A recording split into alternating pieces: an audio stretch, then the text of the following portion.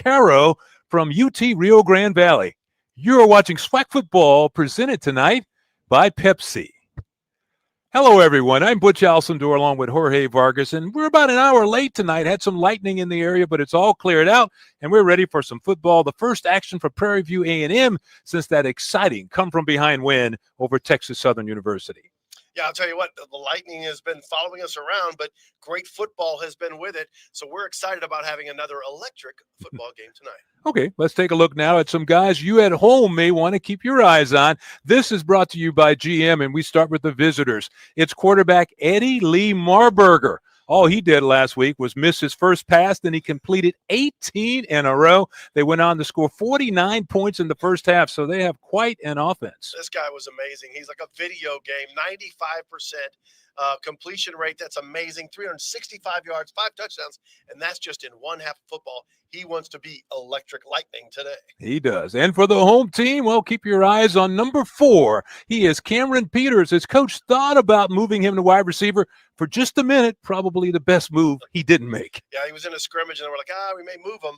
And then they saw his performance and leadership skills, and they said, no, he needs to be our guy, and he showed last week, especially in the critical moments, being calm, keeping the team moving focused, and having that walk-off touchdown. That's the way to do it. Well, all systems are go here at Prairie View. Ooh. There's no I in team, but there is an M, an E, an A, and a T.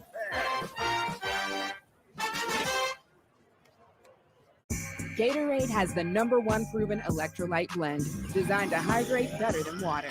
Made to rehydrate, replenish, and refuel, so you can lose more sweat and earn a place in history with Gatorade. Is it in you? Ooh. There's no I in team, but there is an M, an E, an A, and a T.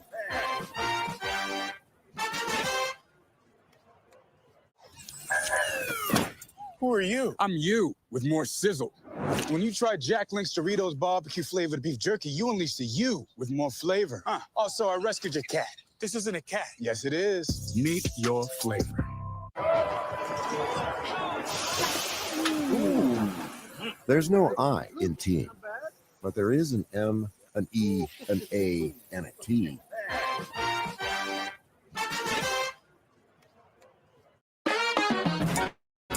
We are exactly what you think.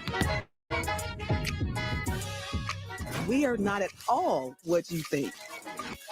We are past, present, and future, all in one. Because the best way to honor our history is to make history. General Motors, honored to sponsor the Southwestern Athletic Conference. Rich in tradition, pride, and pedigree. Sacrifice, winning, allegiance, champions. We are the SWAC, building champions for life.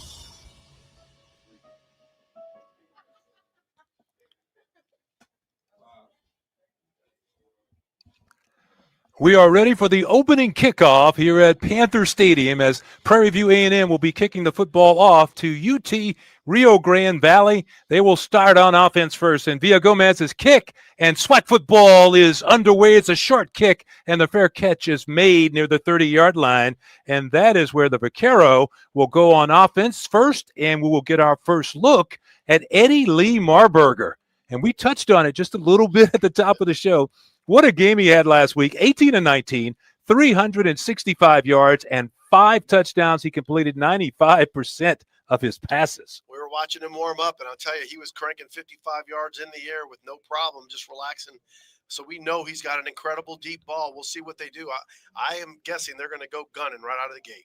And he is wearing number 12 tonight. He's going against that Prairie View A&M defense, who came up with some really big plays last week against Texas Southern University, but now the officials are going to respot the ball and will be set to go again. But what a game he had. He only played the first half.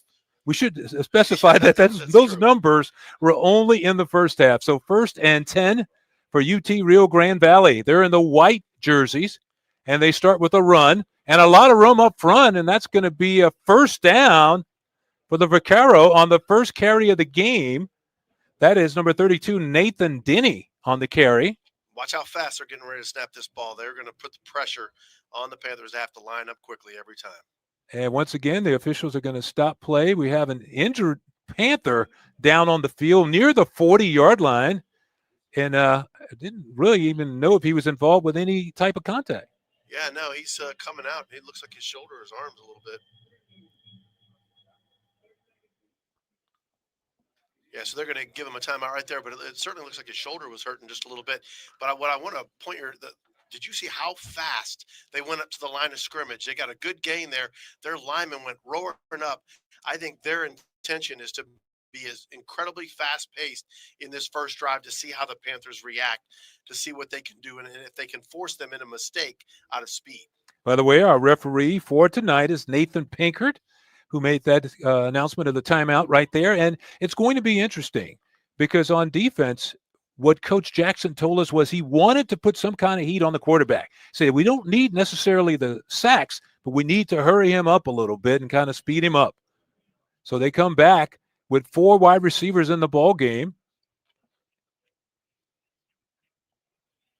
Now we're ready for go. The ball is spotted and the clock will roll. So 1st and 10 again after the first down run.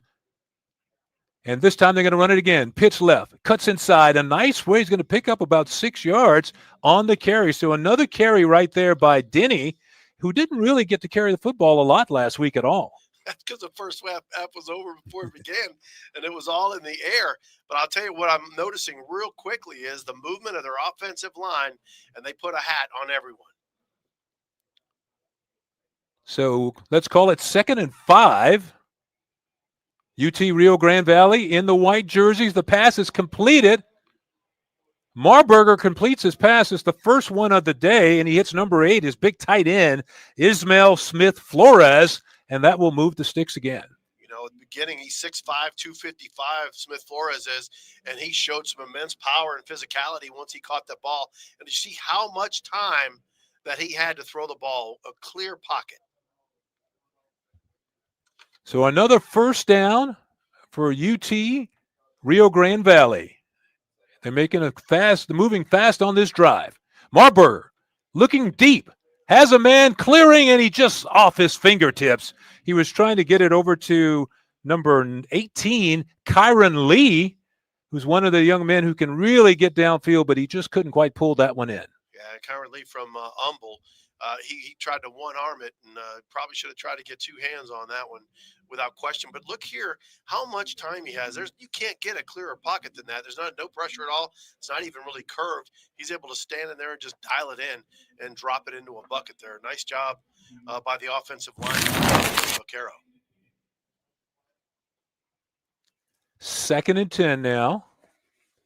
And they go back with the handoff and another nice gain on 2nd down by Nathan Denny. So if you look at the stats from last week, Denny didn't have anything really at all. Poley got some carries, and so did Fabian Garcia, but that was basically in a rout over Sol Ross. They won the game 66-0. Yeah, I know this is real early in the drive, but I'm just impressed by the offensive line in their movement and really stalemating the Panthers defensive line. So a big 3rd down for the Prairie View defense right here. Marburger looking to pass, gets it off quickly, and a nice play. A beautiful defensive play by Ashton Ojoku, getting that receiver out of bounds shy of the first down. Yeah, what Ojoku did was absolutely explode through the receiver as he caught that ball. And again, Panthers are dialing in a little bit of blitzer. UT Rio Grande Valley going to stay on the field, 4th down and about 2, and they're going to go for it. Marburger takes the snap, gets it off to Denny, and Denny's going to get the first down, and the drive will continue from the 29-yard line. Talk about Marburger's passing, but man, right there, he did a great job of just collecting the ball, getting it to his running back on a critical 4th down to be able to get that first down. So far, just to let you know, this is the first road game ever for UT Rio Grande Valley. You know, this is their first year playing football. They had the big one last week, so they won their first game. And now this is their first road trip, and they're operating 1st and 10 from about the 28-yard line.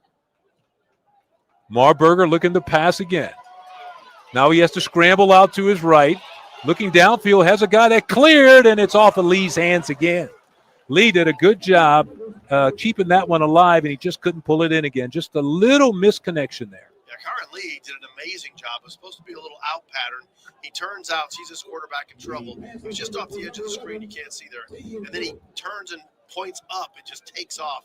And his quarterback just gets to him right off his fingertips. But he did a great job getting open. Now, those guys are going so fast. We're having a tough time setting the table here. 4 years ago, their student body approved a referendum to start a football program and start a band. And 4 years later, here they are right now with a 2nd down and 10 yards to go. This time he gives it to Denny, and Denny is having a lot of success running off tackle. He's going to be close to another 1st down for the Vaquero. And again, offensive line are dominating the line of scrimmage. Big number 70 and 73 for the Vaquero, clearing some path there. That's Frank Medina and Kingsley Ejiofor. And that is another 1st down, 1st and 10. They go back to Denny, and this time that Prairie View defense responds quickly to drop him after a gain of maybe 2 yards inside. Yeah, Denny already having a pretty good game. 5 carries for 33 yards. The longest one he ripped off was 15 yards. So, I mean, that's a pretty good day already. Actually 6 for 35. Of course, last week the pass was king. This week they're doing a good job of running the football. Do what you don't expect them to do. I think that's exactly what they did today. Come out running hard, control the line of scrimmage. 2nd and about 7 for the 1st down. Marburger looking to pass it again. Throws for the end zone. Has his man, but he did not get the feet down. Oh, now one official says it's a touchdown. So the official on the left made no call. The one on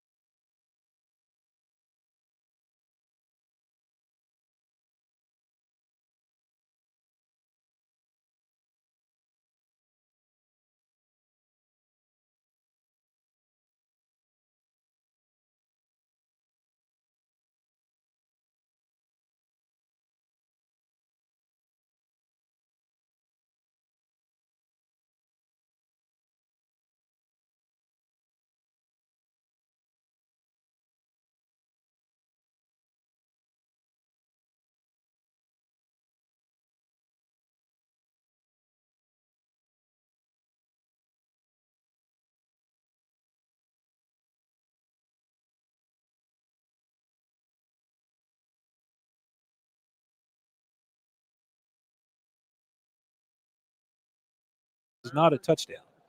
Boy, that is very close. Hard to see from there. That is very, very Sure, close. closer than I thought, but again, it will have to be some evidence, right? And I know right now from what we see, it's not conclusive. Shoes on him, we still can't see without a doubt. There's that foot. Wow. Like it's in the back end of that end zone, but, man, that is a lot tighter than I thought. We'll see if the officials actually have a different angle they get on that side. See that one there? Here we go.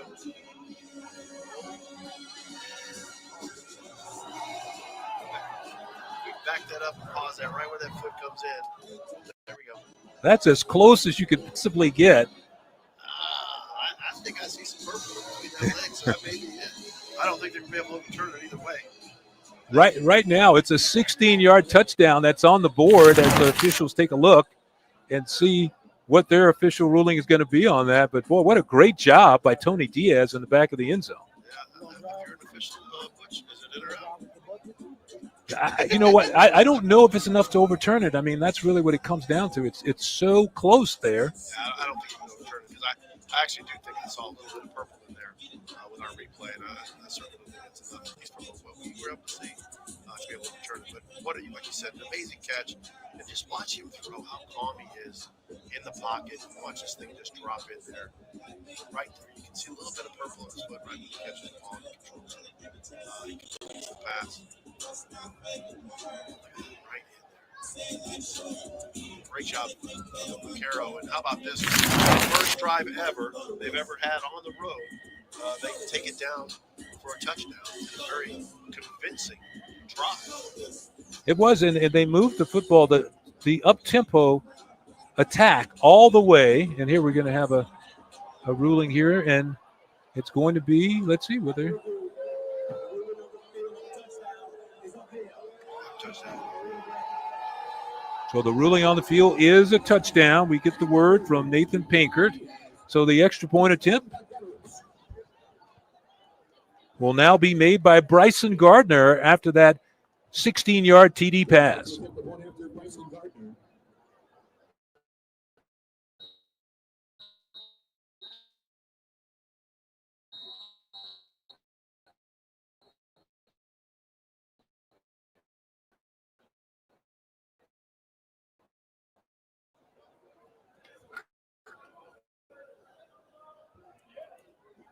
Good snap, the hole, and his kick splits the uprights, and just like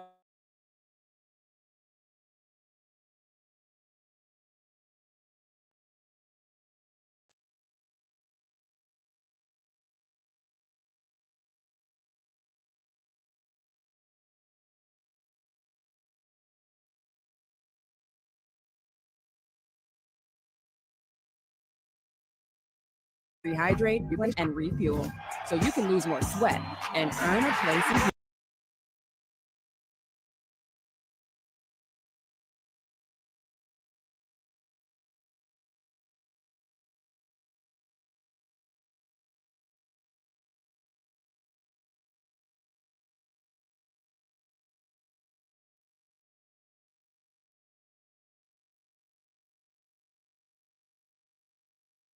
We are past, present, and future, all in one.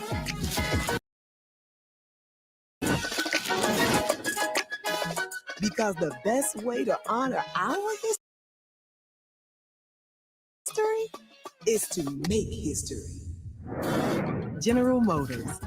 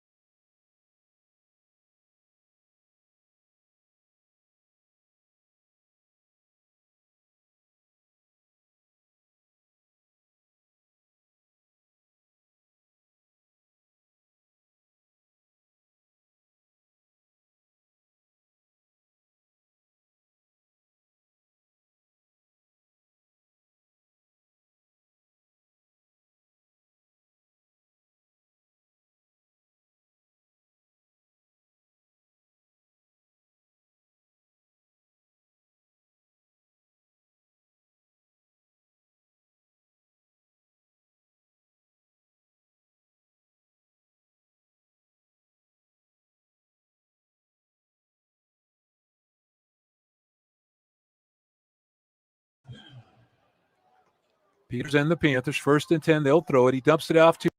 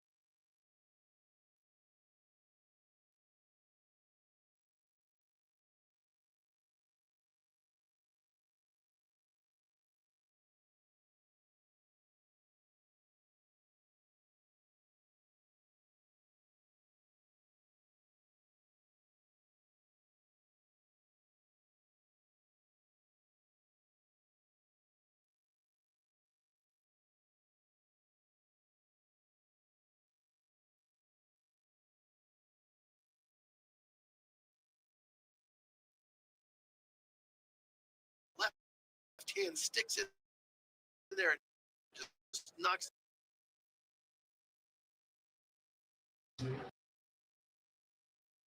And for some reason, officials weren't set. Now they are. Atwell's kick on the 29-yard line, and that's going to be about it.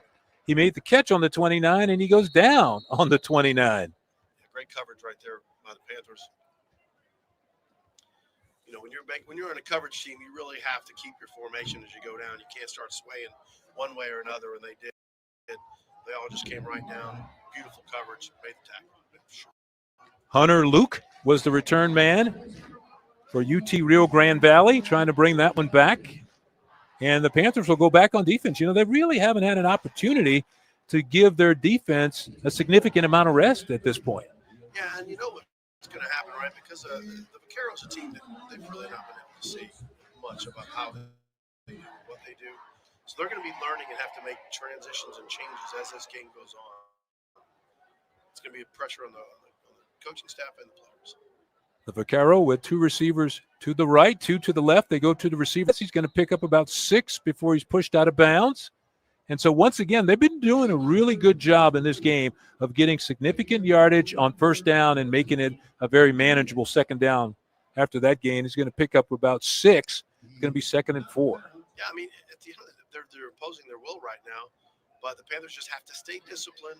Don't try to get outside your lanes and create bigger plays. Nathan Denny in the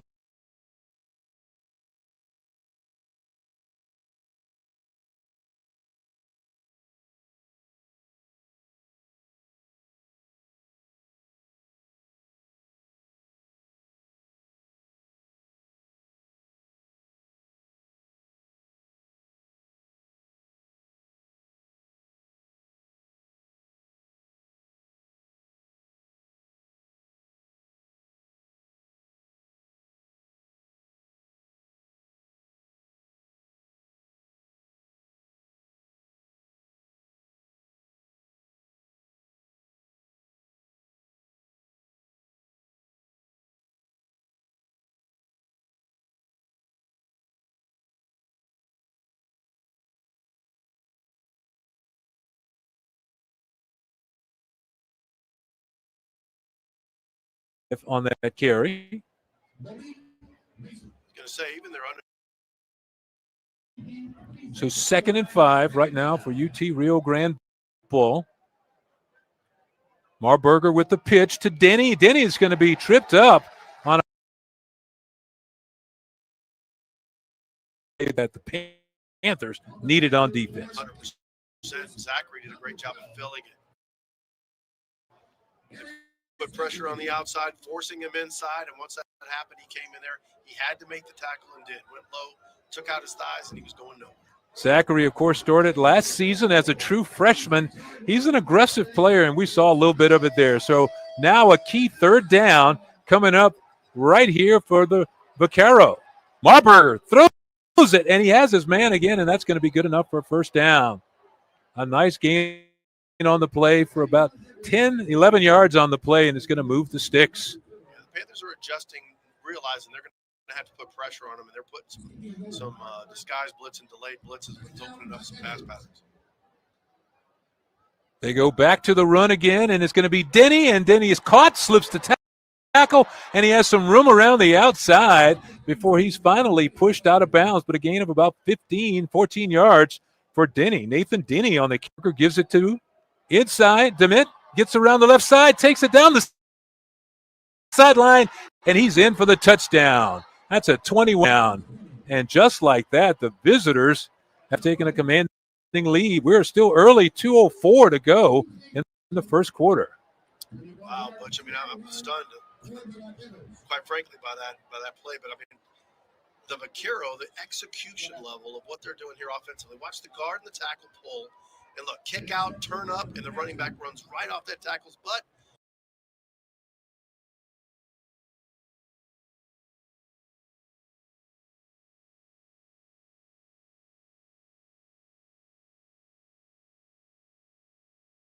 And he turns it up the field, and and again runs with authority into the end zone for the touchdown.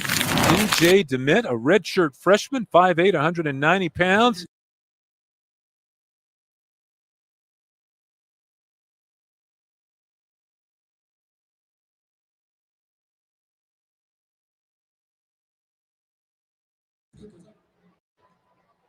The extra point attempt is good, and we have us a 17th and gain in front early. Yeah,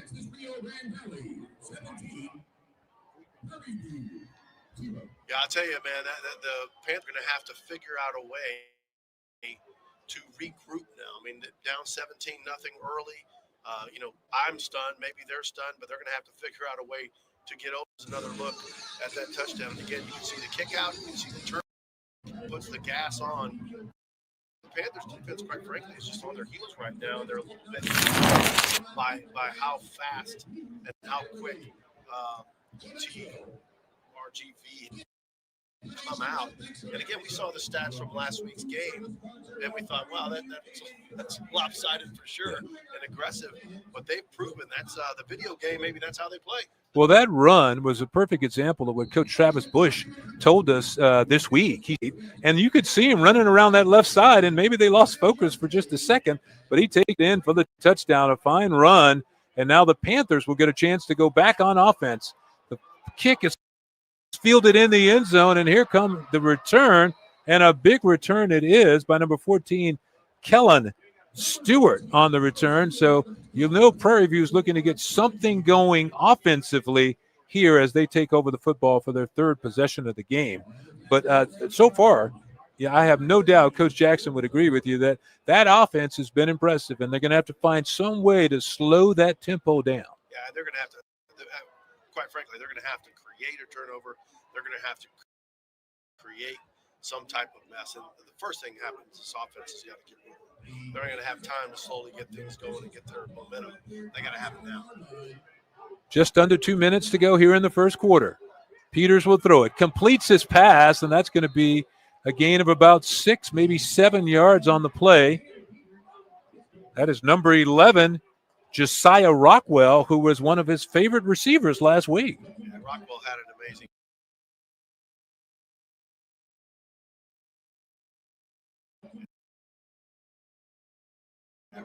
an amazing game last week, and what I liked about it. So Peters again running the zone reads, going to pan wide open. That's going to be down. He's tackled right at field. That is Rockwell again. Josiah Well, who had 8 grabs for 88 yards last week, and he's picking up right left off. So Peters right on target. 1st and 10 for the Panthers.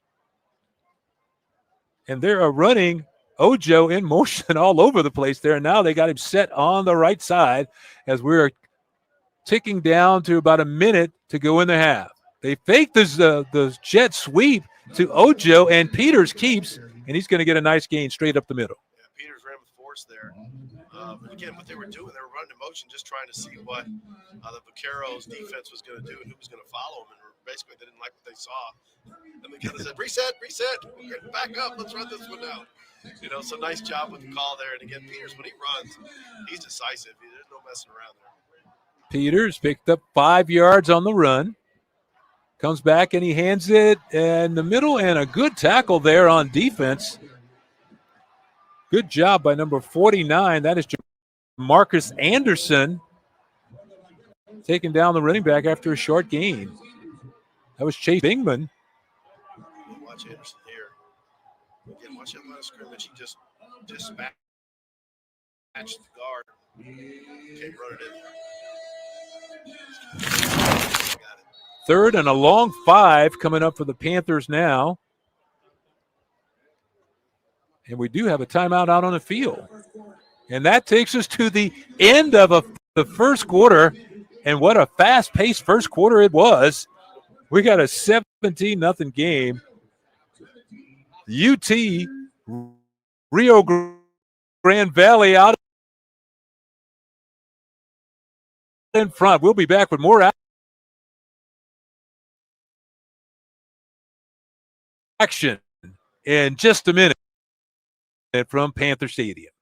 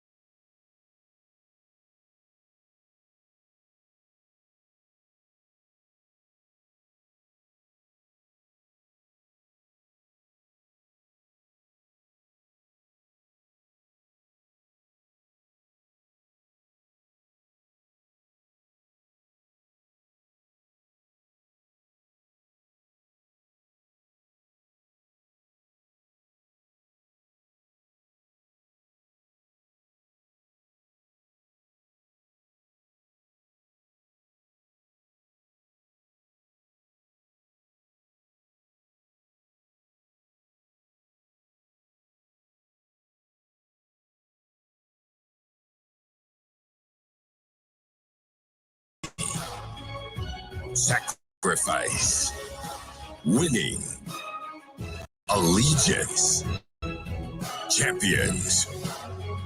We are the SWAC, building champions for life.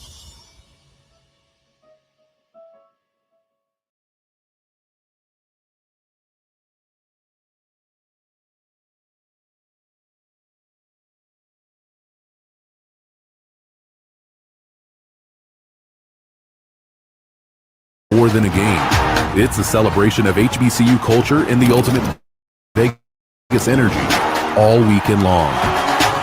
Get your tickets now at Ticketmaster.com and be part of history in the making.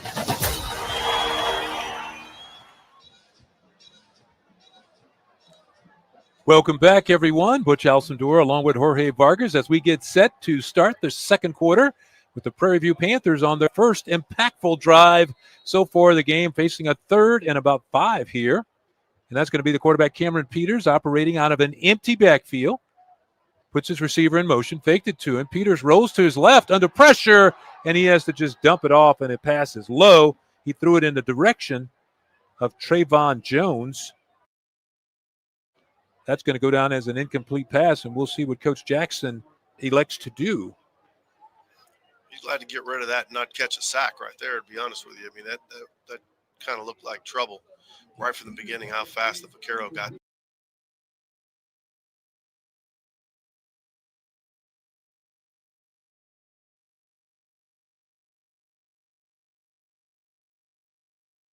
Again to punt the football away. Last week he had a long of 45 yards. Once again, no pressure, in 5, and the fair catch is made right there on the 5-yard line by number 15, Hunter Luke. And that is where Rio Grande Valley will get back to work with the football.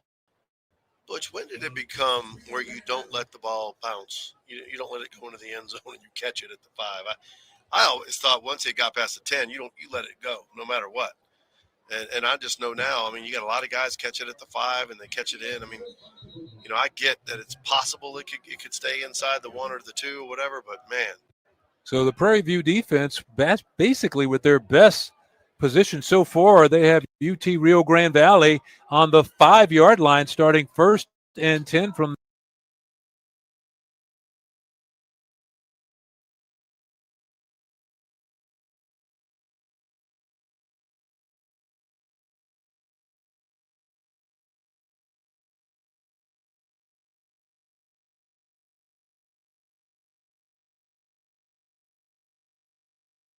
yards, 4 yards right there, and it was just a regular inside the gut run.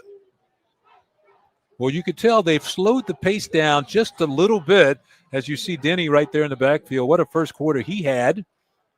And they're going to take it and go to Denny again. He stumbles, and then the Panthers react quickly to drop him for no gain. So that defensive line did a great surge right there and did a good job hitting him in the backfield.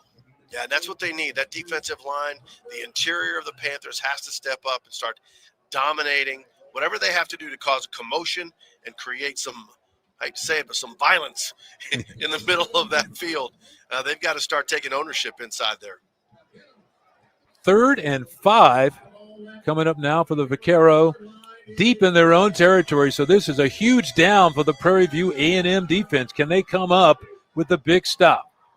Marburger puts his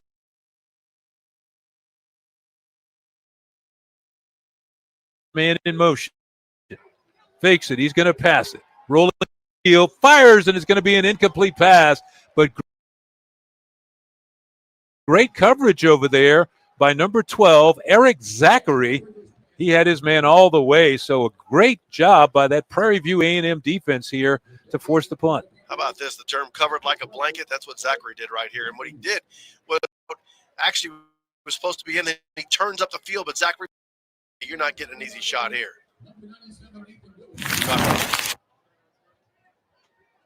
So on the punt the football away is Nathaniel Wallace Dilling out of his own end zone, and he gets it away clean, and it's going to float just shy of the 45, and it takes a Prairie View A&M bounce as it bounces back inside the 40 all the way down to about the 37-yard line.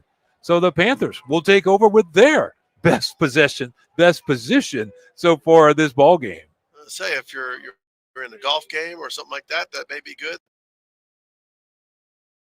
That backspin coming at you, but right there for the Vaquero, that's not what they were looking for. But the Panthers get some friendly bounces, probably gave them another 8 to 9 yards on that. Panthers can bounce it into the end zone here. You know, we haven't talked much about this so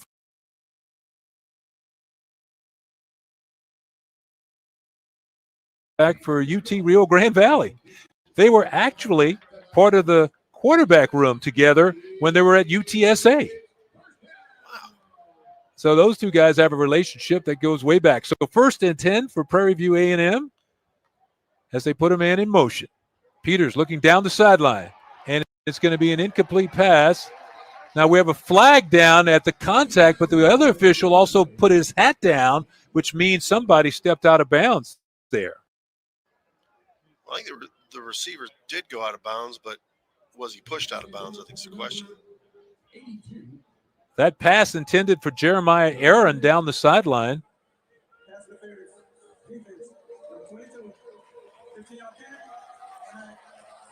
And it is going to be pass interference called against the defense. So a 1st down for the Panthers offense. That's a big call. And again, good momentum change for the Panthers. Now what are they going to do? Attacking. Ball resting on the 22-yard line. Bingman in the backfield, fakes to him, passes almost caught in and out of the hands. He was trying to hit number 10, that is Andre Dennis, and it goes down as an incomplete pass. Great job with the fake inside. Look how real that run. I thought for sure it was a run all the way. He really files it in there. But nice play call. Almost full execution. Yeah, that's an opportunity to keep the offense moving there, but the drop pass, so it's going to bring up 2nd and 10 for the Panthers in the purple jerseys if you're just joining us. Prairie View on the attack. And this time they go to Bingman, and he's hit in the backfield. Getting there first was Amari Pouncey, and then he got some help from his friends. Pouncey was ready to pounce. No question about that. I mean, again, the physicality in this game is pretty impressive, quite frankly. And again, the Vaquero are leading some of that physicality. He comes flying in there, but good job moving his feet to be able to make sure it wasn't a 3rd and 9 for Prairie View A&M here with the ball as they send Bingman in motion. He's going to look in that way, fires over the middle, is going to be an incomplete pass. Bingman was all by himself. He put Bingman in motion, and no one ran with the motion man, and he was out there by himself. Peters didn't see him. Yeah, I remember last week that same thing happened, and they did find him, and they found Bingham open. This time they didn't go to him. He was playing way zone. The defender was way off, like 15 yards up, just kind of playing a light zone. They were giving him the pass, and therefore you need to take it. So a 38-yard field goal attempt now by Adam Webb to try to put the Panthers on the board. Excuse me, by Aiden Webb. Snap is good, and his kick is also good. Aiden Webb putting the Panthers on the board. So now we have a 17-3 game. UTRGV out in front. We'll take a timeout now and be back with more with 12:16 to go here in the second quarter.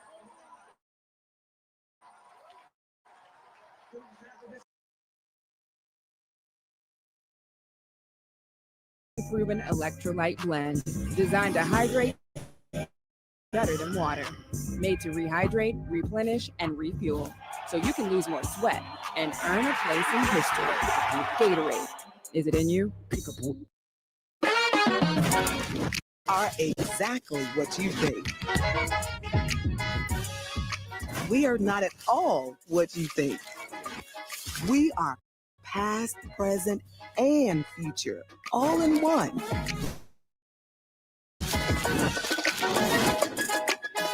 Because the best way to honor our history is to make history. General Motors, honored to sponsor the Southwestern Athletic Conference.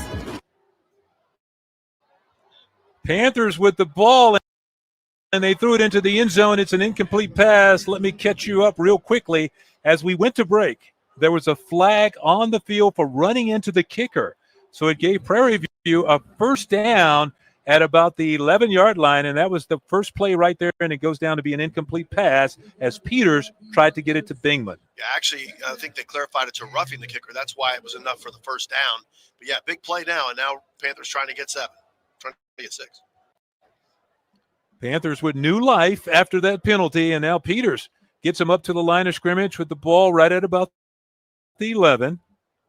Peters turns, and he hands off to Bingman, and there's just nowhere for Bingman to go. I mean, he was stopped quickly by Warren Schenkel, who actually, that's a story right there, as we have a little altercation down on the field, but the officials get there. Warren Schenkel actually came from Prairie View A&M, and here he is making a big play against his old team. Feel extra good, right? When you do that against your old team, come up there and make the big play. You know, guys, you can talk a little extra noise. Look at me pointing at the Prairie View A&M sideline saying, yeah, that's me. So Peters now on third down. It's basically, in this situation, a third and goal to go situation. Ball just off the 10. And now we have a whistle before Peters could get the snap away. And we have a timeout call by Coach Jackson. And Prairie View will talk about this one because this is a big down. They took the 3 points off the board, hoping to put 7 on the board instead. Yeah, and I think right there it's a good timeout because, look, you really want to get 6 points on this one, right?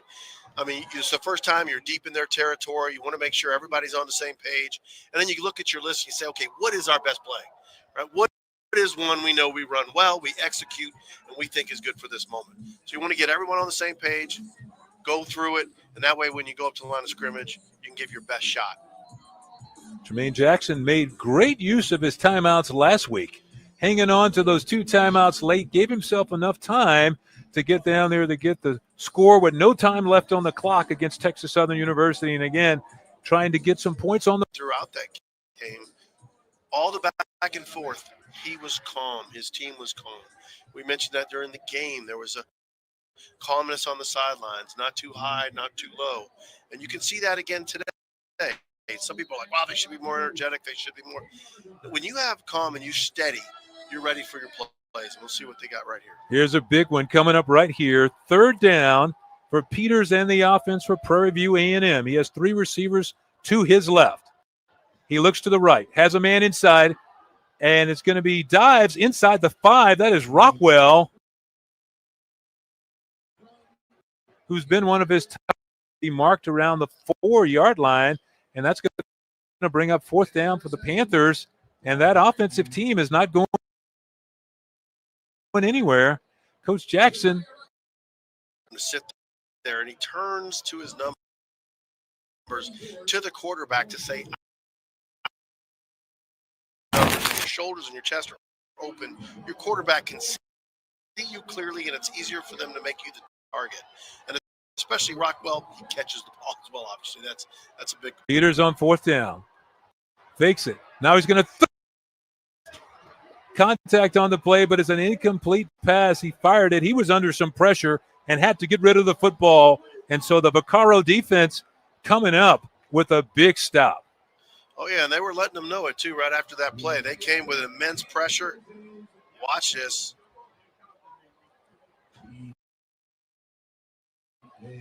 He makes the fake. No one's biting there. Big number 42 is coming right at his grill. And, again, does a nice job of stopping, not trying to do any kind of craziness there. Nathan Huerta. That'll deflate your team a little bit if you let it get 6. Now this Panthers defense is going to pick this team right back up. And they have UT Rio Grande Valley back inside their own 5 again. Marburger looking deep. Floats one down the field, and it's going to be too long. It's an incomplete pass. He was trying to hit Xavier Nolan. And what an interesting guy that little man is. I mean, he's listed at about 5'6", 160 pounds, but he may be smaller than that. Last week, he only had 2 catches. But they went for 126 yards and a touchdown. and he added a run for 52 yards. So he's an explosive young man, came over from Texas State, transferred over because Coach Travis Bush was his high school coach, and so they're reunited. Yeah, talk about Marburger right there. You saw he threw 55 yards in the air with no sweat. So they go to the run again, and not much going there. That Prairie View defense getting tough in the middle there. They had a lot of room earlier in this ball game, but not on that carry by T.J. DeMint. Yeah, and again, the physicality for the Panthers, I've seen that they get more aggressive, and maybe it's anger, whatever's working. That's what they need, that fuel. So 3rd and long as Diaz goes in motion. So all the receivers are on the right side. Pressure on the quarterback. His throw is going to be high, and he was hit in the end zone. Clean play is going to go down as an incomplete pass, and the Vaccaro will have to kick the football away again. Yeah, Trevor Randall really wish he would have had that interception right there. If he could have turned a little bit to get that would have been a big play for the Panthers. Amped up now. I mean, this is the second time in a row they're forcing a punt after they couldn't really slow them down in the first quarter, but now they found the formula as the second punt of the ball game coming up right here for Nathaniel Wallace Dilling, and he gets it away. High kick is going to be fair, caught right at the 40-yard line. So once again, great field position by Prairie View A&M as that one was caught. Fair catch made, and again, they're going to start in great field position. We're going to pause for a timeout. 17-0. Rio Grande Valley out in front with 9:49.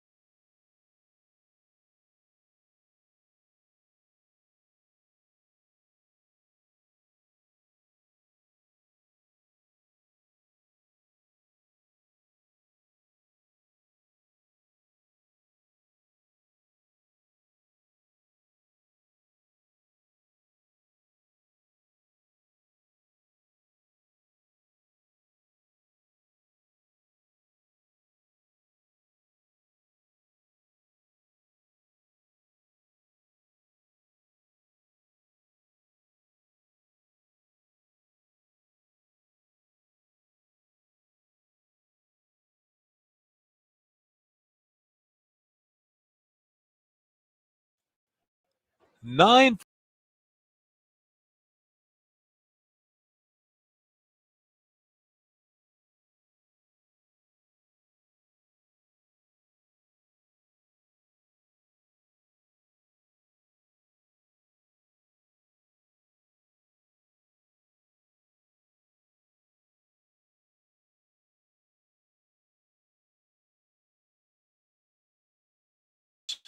Of the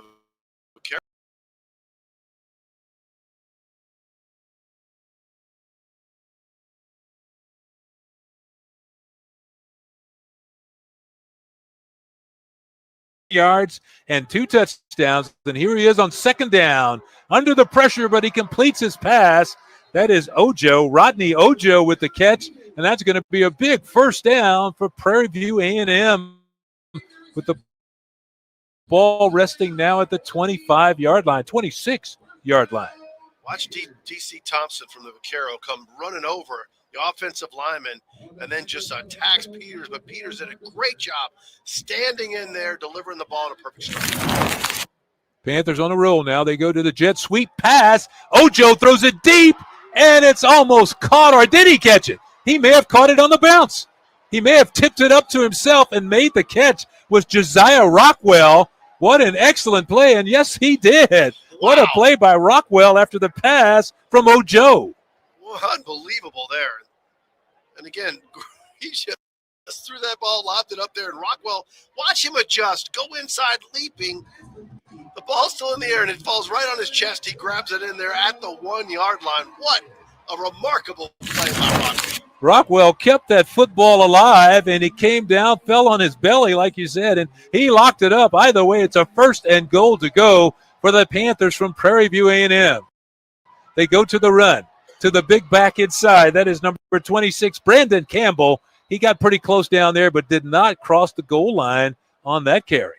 I'll tell you, for a new program, size-wise was one thing I talked to you about before the game. Would UT Rio Grande Valley have enough size, have that type of from a physicality standpoint, they can play with no problem, and you can see it right in there.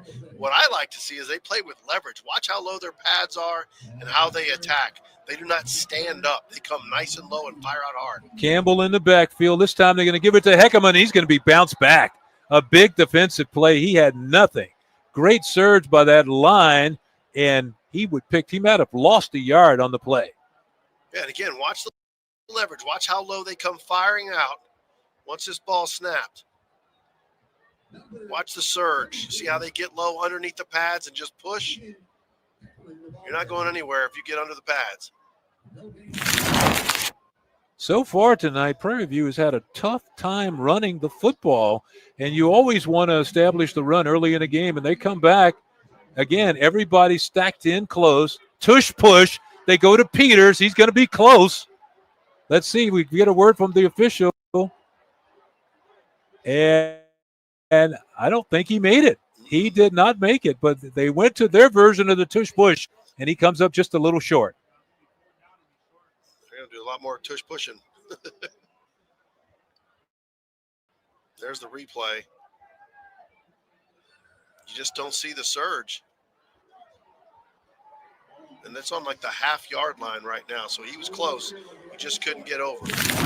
That was as close as you can come without actually scoring the touchdown on the play. It's down on the 1/2 yard line. And now it's going to be 4th down. Another attempt for Prairie View. And we'll see what Coach Jackson wants to go with here. He and offensive coordinator Christopher Buckner. This is the biggest call of the first half so far. And we have 6:10 to go, and Prairie View is going to use another timeout. And again, I think it's a good one. I think it's strategic. Make sure at least we're going to run the play we think is best here. It looks like right there they were trying to spread them out. Timeout on the field. We'll take a timeout in the booth. Still 17-0. Rio Grande Valley out in front, but Prairie View threatening on the goal line.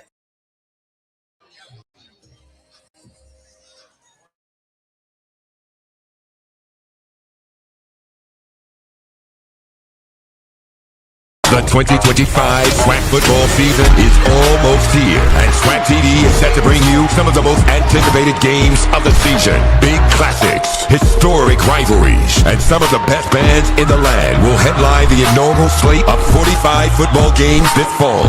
Free, live, and on demand on the new and exclusive streaming platform of the Southwestern Athletic Conference. The time is now. SWAC TV is here, building champions for life. The 2025 SWAC football season is almost here, and SWAC TV is set to bring you some of the most anticipated games of the season. Big classics, historic rivalries, and some of the best bands in the land will headline the inaugural slate of 45 football games this fall. Free, live, and on demand on the new and exclusive streaming platform of the Southwestern Athletic Conference. The time is now. SWAC TV is here, building champions for life.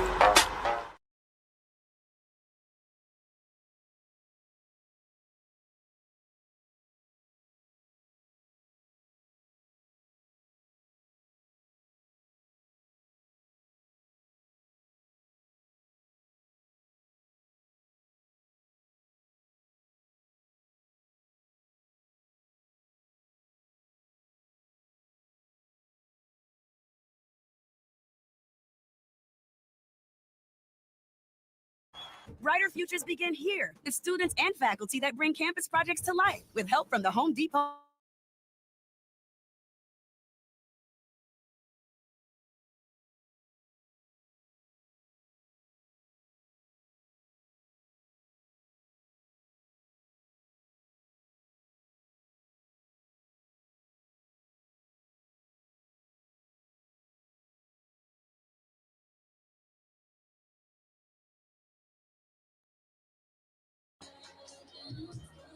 Welcome back to Panther Stadium, everyone. Butch Alcindor along with Jorge Vargas. And the Panthers knocking on the door, but just will anybody let them in?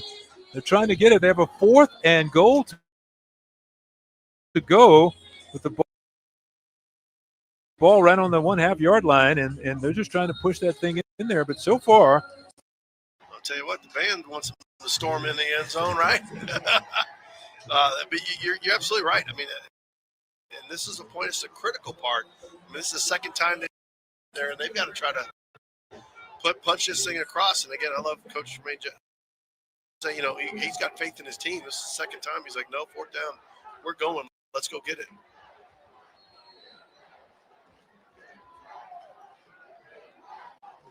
Panthers took a timeout to come up with this play, and they're setting up for what appears to be another tush push, and this time he makes it in for the touchdown. Let's see, no sign yet from the official, but there it is, touchdown for Prairie View A&M. Now, did you see the difference of the force that came out of that? I don't know what he said in the huddle or what happened. I think he challenged his offensive lineman, and he said, look, I've given you now 4 shots to push them back.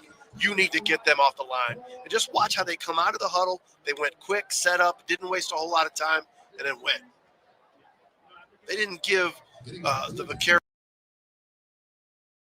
extra time to set themselves. They cut it off.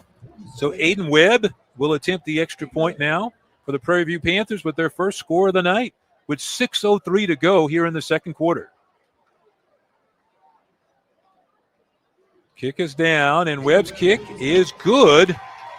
And all of a sudden, we have a 17-7 game with 6:03 to go. Prairie View A&M with their first points of the night. We're going to take a timeout now. We'll be back with more from Prairie View in just a minute.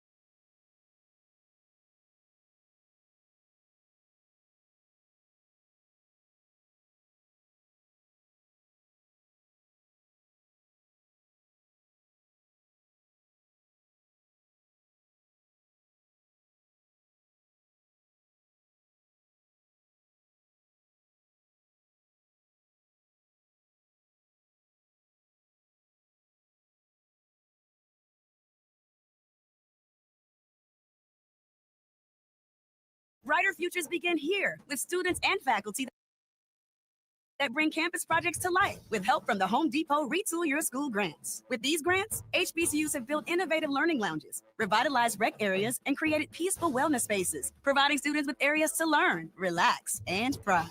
Through their dedication to uplifting their campuses, HBCUs are growing stronger, one grant at a time, one project at a time, one community at a time. Learn more at retoolyourschool.com. Retool Your School. We're powered by purpose. We have a 17-7 game. Prairie View trailing UT Rio Grande Valley here with 6:03 to go. And if you can see what's coming up, we're on SWAC TV football schedule right there as you take a look. Albany taking on FAMU. That's at 2 o'clock on September 13th. And Tuskegee and Jackson State. How about that one? And Lamar, Texas Southern. You and I will get to see that one up close and personal. And then you have Lincoln at 6 going against Arkansas Pine Bluff. And how about Kentucky State taking on the Grambling Tigers? Back to the live action here. The kick by the Panthers, and the ball goes down to about the 5-yard line. And here comes the return. That is number 4, Xavier Nolan, showing that Olympic-type speed as he got down the sideline. And that is the big play the Vaccaro needed to go with 6 minutes to go here in the first half. They've been silent for a little bit. But on the other side of that statement, that's exactly what the Panthers didn't need. They finally got on the board, got some momentum, and now they've given it back to the Vaccaro right here. But, hey, that Panthers defense has done a really good job of stifling the offense in the last couple series. Now they've got to do it, but the Vaccaro are in better field position now, so they'll probably open it up a little bit more. You know, we asked Coach this week, what does Xavier Nolan run the 40? And he goes, I don't know, but nobody ever catches him. And we saw a little example there. I mean, he can go from 0 to 60 quickly. And now they have a 1st and 10 with the ball resting at about the 42-yard line. So they have great field position, and apparently we have a timeout on the field, and they're marking backwards here. Maybe delay a game. They have to hear what they're going to say. It must be delay a game. But I think they should call him Blink. So first down now. Marburger to throw it. Has a man open, and it's going to be a completed pass, and he may have gotten the first down there. That is number 8 on the catch, Ishmael Smith Flores, and that's going to move the sticks. So even after the penalty, it moves the sticks. 6'5", 255. He is a big man, and he was wide open. Football near the 30-yard line now. Marburger this time gives to Denny in the backfield, Nathan Denny. Denny had 50 yards in the first quarter alone, so he rushed the ball extremely well early in the game. And look, you have 2 plays that reeled off. They had a delay of game, 5, so they threw for 15, got a first down. The very next play, they run the ball and get 10. So 2 first downs back to back. Panthers defense have got to step up. 1st and 10 to go again. This time, Denny is hit and dropped in the backfield. A big hit there by the Panthers. Talk about stepping up, and that's exactly what they did. Sterling Roberts comes shooting in. There's a shot of that return again, but that Sterling Roberts came shooting in there to make the big play that his team needed to stop some of that momentum of the Vaccaro. Sterling Roberts, who his teammates like to call Boat, and whatever the reason is, I haven't ascertained that yet, but they like to call him Boat. I don't think he has a boat yet, but Roberts with a big play. And now we have 2nd down. Pass under pressure, and he throws high. Just had to throw that away because here comes Sterling Roberts again to put that pressure on him in the backfield as Marburger just had to unload that one. Maybe he hits like a boat, speed boat. Maybe, I'm not sure, but right there he had a delayed blitz there, and he just kind of backed off for a little bit. When he came, he did show some great acceleration there. And I also like to say he showed discipline, not trying to totally light up the quarterback. He backed off at the last minute. So 3rd and 13 coming up right now for UT Rio Grande Valley. Prairie View has been good on 3rd down the last couple of tries. This pass is tipped up in the air, and it's going to be an incomplete pass. He tried to squeeze it in to Tony Diaz, and he could not do it. Good coverage there by the Panthers on the play. And again, the defense is bowing up. They're getting better and stronger as this game gets going. But I will say that Vaccaro off quarterback, he can throw that ball, and he is very accurate, Marburger. Darnell Starling Jr. helping on the coverage there, trailing the field goal attempt from about 40 yards, coming up by Bryson Gardner. And the kick from Gardner, what a strong leg he has, and he drilled it. So he has been a weapon here in the first half with 4:07 to go as he hit that field goal. He could be a huge weapon. Just think about looking at his leg right there.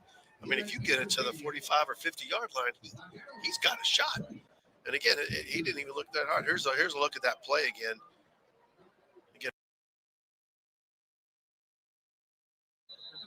Again, Marburger had time there, and that's what's in there. And right there, he does not. Darnell Starling, the 60-pound linebacker, doing a great job on that coverage.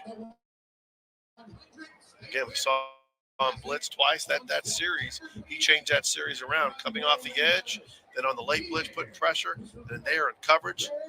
Maybe I don't know what kind of boat that is that does all that. Plays the heavy, plays the light, plays speed. I'm not sure. We'll have to figure that out. 20-7 ball game now with 4:07 to go after 2 field goals here in the first half by Gardner.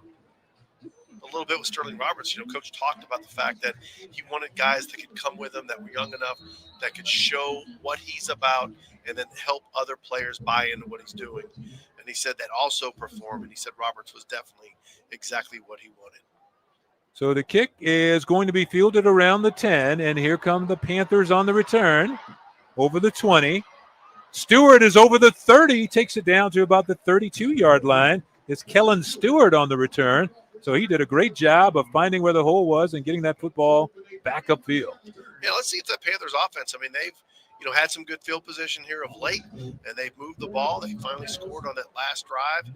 Let's see if they can take that momentum and have a nice long drive here and end up points and tighten this game back up at 20-7. Again, that Vaquero defense really tough inside.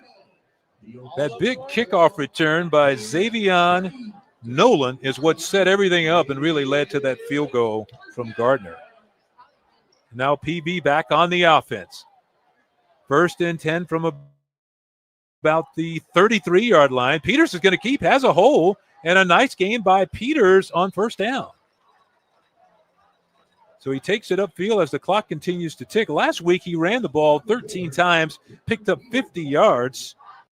So he can get it done on the ground when he has to. And he earned every one of those 50 yards because he was getting hammered, hit, and he just jumped right back up and went back at it. 2nd and a long 3 for Prairie View. Peters goes out, and that is an incomplete pass. He tried to hit Ojo, who was coming right down the line, flipped it to him, and he just couldn't hang on to that one. So that's going to be a 3rd down. Yeah, that was a hard one to catch, and again, it was kind of drilled at him pretty good, so it wasn't an easy thing to have there, but Ojo just could not hang on to the ball. Big 3rd down here, Butch. Both teams seem to be coming with more pressure in the ball game now. They seem to find a way to put more pressure, extra pressure on the quarterback. So this is another key down. We keep talking about key downs, but we have 3:26 to go and an opportunity for Prairie View to continue the drive and maybe put some points on the board before halftime. So Peters on 3rd down. He's going to keep looking for a little crease. Got it close to the sticks, and there goes the push forward. That's going to be a first down for the Panthers. What a scrum. What a job by the offensive line there. Tell you what, the rugby teams will be proud of that scrum. I think watching that one move, that is unbelievably fantastic right there. Well, and you were talking earlier about digging deep, and that's what Coach Jackson wants his team to do. Yeah, and I think when I almost positive he challenged that offensive line and said, "I need something out of you. This is what I need." And I mean, I think they've shown they're getting more physical in their attacking. Peters has gone all the way at quarterback today. We could see Tevin Carter just as a change of pace, but here's Peters on the roll left. He's going to tuck it and keep it, and he's out of bounds as a pickup of 4 yards on the play. Yeah, I'm going to have to ask Coach about he rolls left a lot. For a right-handed quarterback, that's extremely difficult because it makes the passing part of that rollout extra hard. But he seems to do that and gets that defense to get in the room. Good 4-yard pickup on 1st down. So 2nd down coming up now for the Panthers as the clock continues to tick. We're closing in on the 2-minute timeout here in the first half. Let's see if he gets it off before the timeout. He does. It's going to be about a yard shy of midfield. Picked up about a half a yard, looks like, on that one. Wasn't a whole lot And that's going Hold on there. to take us to the 2-minute timeout here in the first half with the Panthers on the move.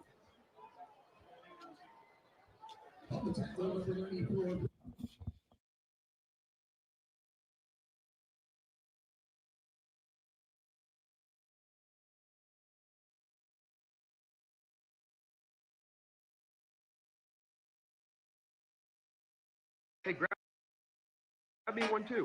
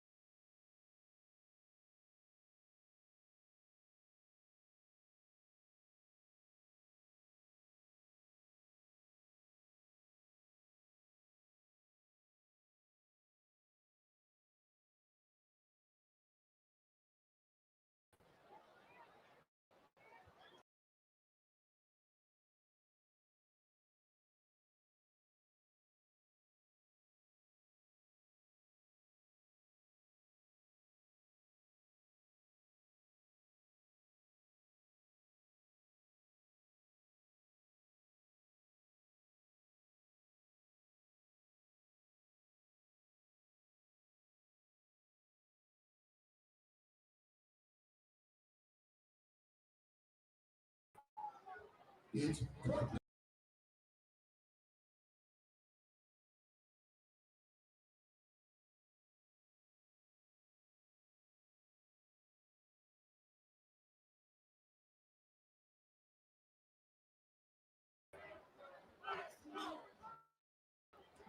it is, 148. So they needed 2 seconds off the clock, Butch. Looks like that was the issue. So here comes that big fourth down play for the Panthers. Turn, they give it to Bingman. Bingman slides in. He's going to be very close. I don't know. Let's see. This is going to depend on the spot. No, they're going to turn it over. And the ball goes over to UT Rio Grande Valley. You can see Bingman trying to fight for that extra yardage, but so far they're losing the battle in the trenches. Yeah, from the very beginning of the game, I talked about I was surprised how physical the Vaquero were and how much they were controlling the offensive line of scrimmage and defensive line of scrimmage. And they've been consistent. The Panthers, I think, have certainly woke up in this battle, but they are in a battle, no question about it. The Vaquero are physical on both sides of the ball. Linebacker Jaden Haygood getting into the backfield and making that play to get the turnover. So they got the ball now with plenty of time. They get a score on the board, 1:40 to go here in the second quarter. So Marburger and the offense will take over in great field position at the 46-yard line. Eddie Lee Marburger is direct. I'd say he had a pretty good first half so far today, and they're looking to try to tag on a little more. Yeah, I was joking at the beginning of the game about his video game performance in week 1. 95% completion rate, 365 yards, 5 touchdowns. That's incredible. And he has shown that is no joke. He's a big-time quarterback. Yeah, he's a veteran quarterback. Had 4 years over at UTSA. And last week, the Southland Conference Offensive Player Honorable Mention. So 1st and 10. He goes on the attack again. He gives to Denny. Denny tries to go around the outside. He can't make it. Kennedy Parker there for the big. What a group of about 2. And again, he accelerated, make sure he could not turn the corner. Didn't let him turn, made the sure tackle. 2nd and 11 now. Marburger to pass it. Fires over the middle, has his man. That's a completed pass to Tavian Cord. And Cord will move the sticks as the clock ticks down to 1:10 to go here in the second quarter. The Vaccaro lining up quickly. Marburger calling the signals out. Looking to throw it again. Had some time. Dumps it out to Denny. Denny has a man to beat, and he does it. He had a good job. He was open over there. Darnell Starling came over to hit him near the sidelines, but he didn't wrap him up, and Denny picked up about 5 or 6 extra yards. Yeah, they had 2 receivers, and they just cleared out. One ran a go route, one ran a slant inside. The defenders collapsed inside. They swung him outside, and Marburger, who's very accurate, hit him right. He did a great job. Denny did a great job of going out and getting extra yards. First down, stop the clock. So the offense has plenty of time. 50 seconds to go with the just at about the 29-yard line. Marburger to throw again. Had a lot of time, and he finds a man wide open. That is Cord again, and he takes it almost to the 10. He's caught around the 11-yard line before he stopped. And now a timeout is called on the field. And a flag is down.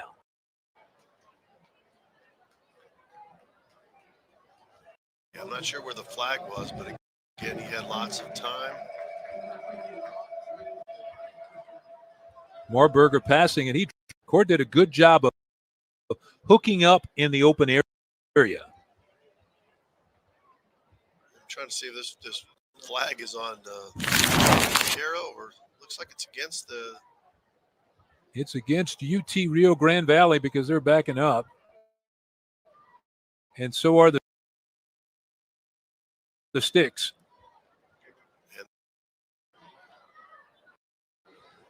So the timeout is called now with 40 here on the field at any time. So this is going to be a big series for the Prairie View Panthers to keep these guys not only out of the end zone, but off of the scoreboard. Yeah, and I think we talked about their kicker being so strong. Really, if they're where they're at right now, they're in field goal range. They're just trying to get 6. So I think they can be real aggressive, feeling pretty confident their kicker can possibly get them a field goal here. So I think they're going to be aggressive.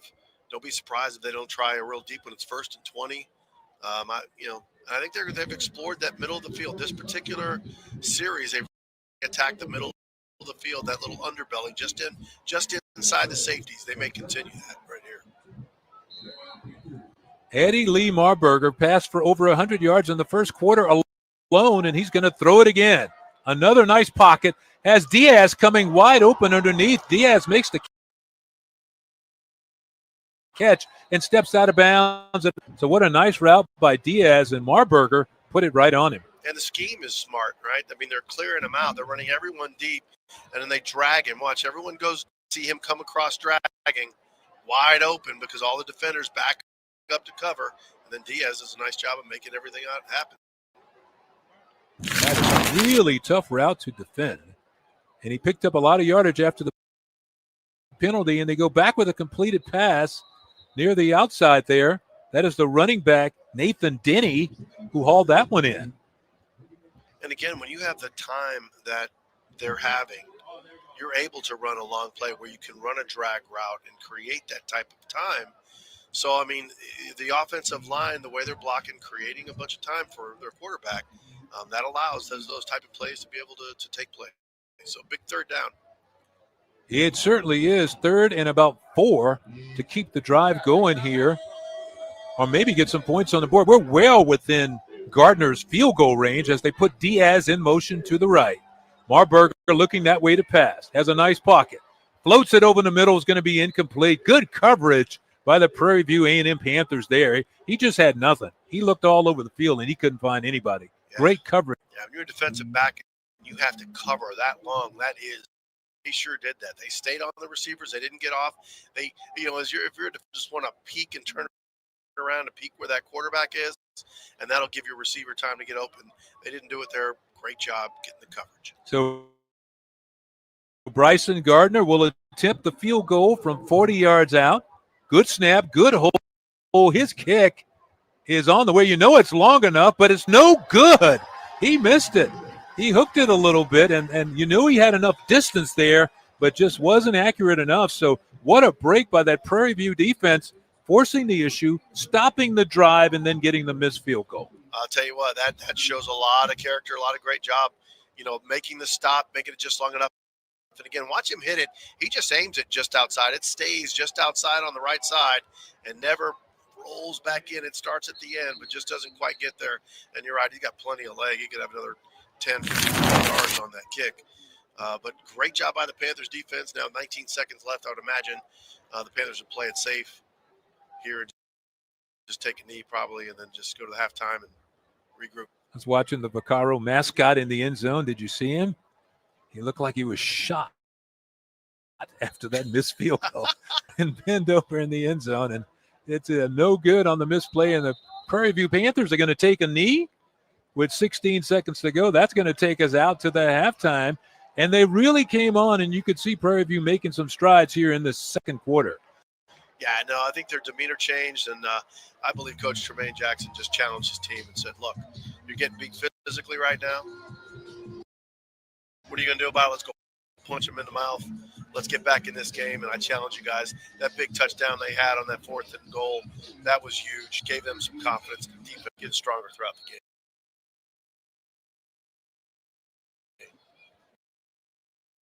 Halftime activities in just a minute.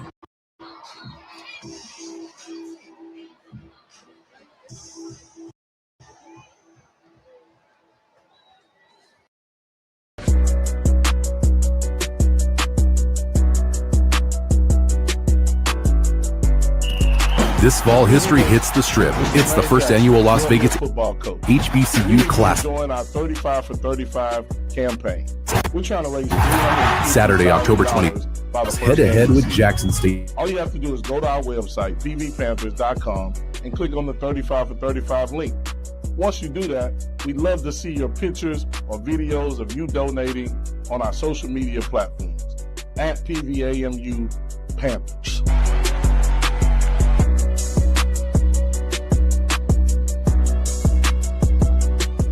PV Nation is your athletic director, Anton Gall. We've got a new initiative for our football team, 35 for 35.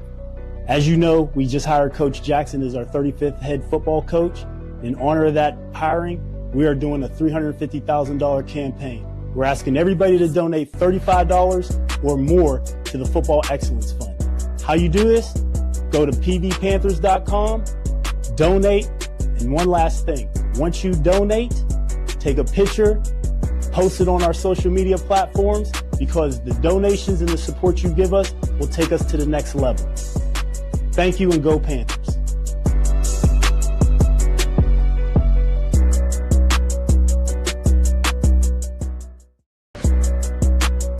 The 2025 SWAC football season is almost here, and SWAC TV is set to bring you some of the most anticipated games of the season. Big classics, historic rivalries, and Some of the best bands in the land will headline the inaugural slate of 45 football games this fall. Free, live, and on demand on the new and exclusive streaming platform of the Southwestern Athletic Conference. The time is now. SWAC TV is here. Building champions for life.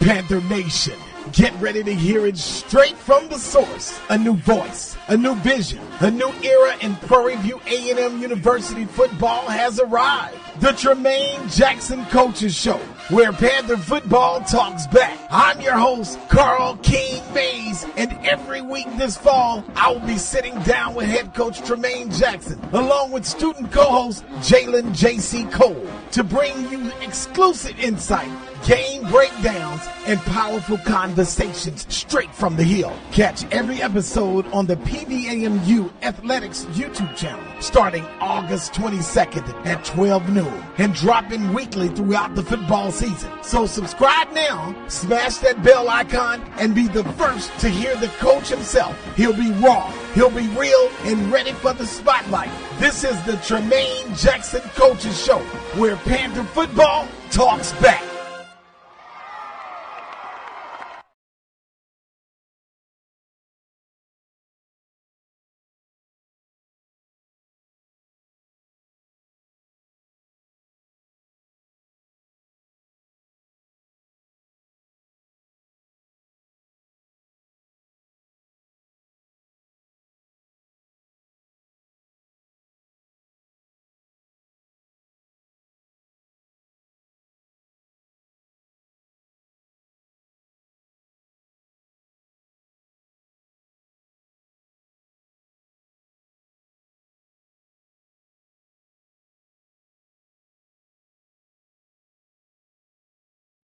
It's halftime at Panther.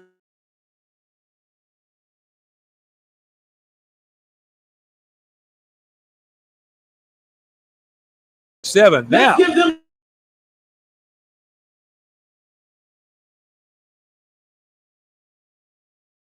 Get set for our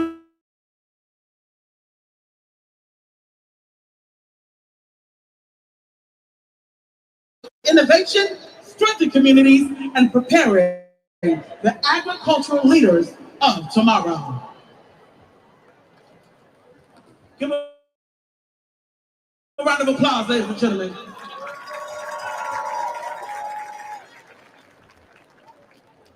Everybody on your feet.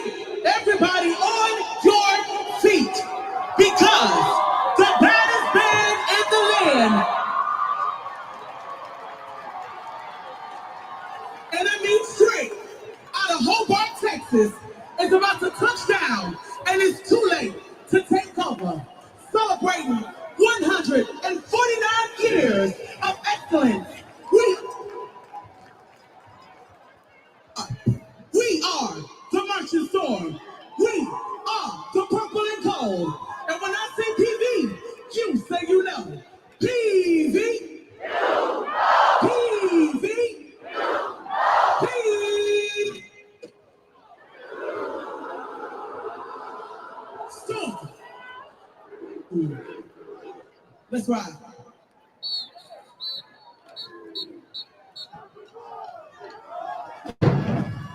Prairie View A&M University, welcome to the first home game of the season. Enjoy the sound of Angie Stone, 803 Fresh, The Weekend, and more.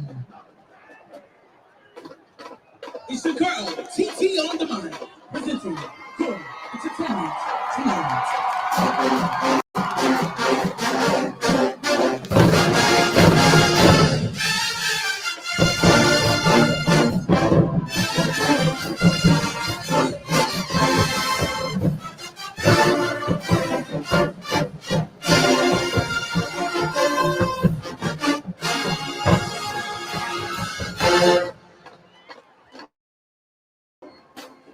The Marching Storm is under the direction of Dr. Timmy Zachary. We are the purple and the gold, the true sound of the SWAC. Join to the sound of Anxiety by Don't You. This is how we do it at the Hill.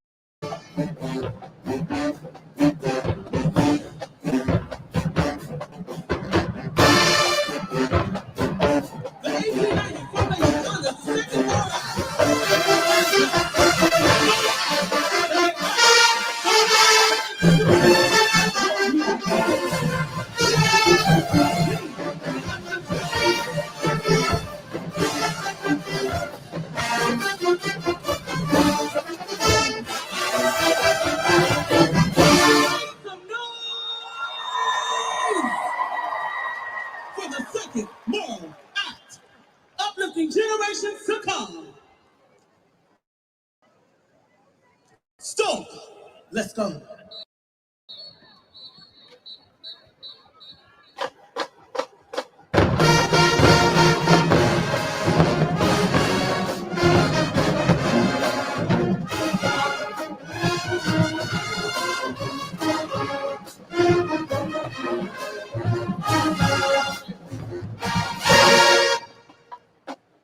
Dancing 2, Wish I Didn't Miss You by Angie Stone. It is the Black Says.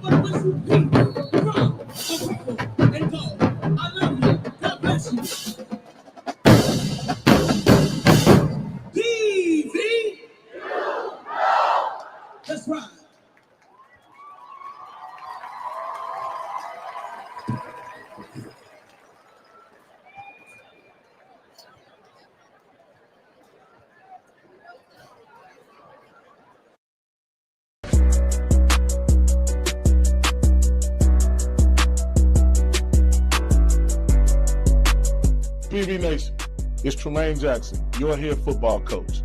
We need you to join our 35 for 35 campaign. We're trying to raise $350,000 by the first game of the season. All you have to do is go to our website, pvpanthers.com, and click on the 35 for 35 link. Once you do that, we'd love to see your pictures or videos of you donating on our social media platforms at PVAMU Panthers.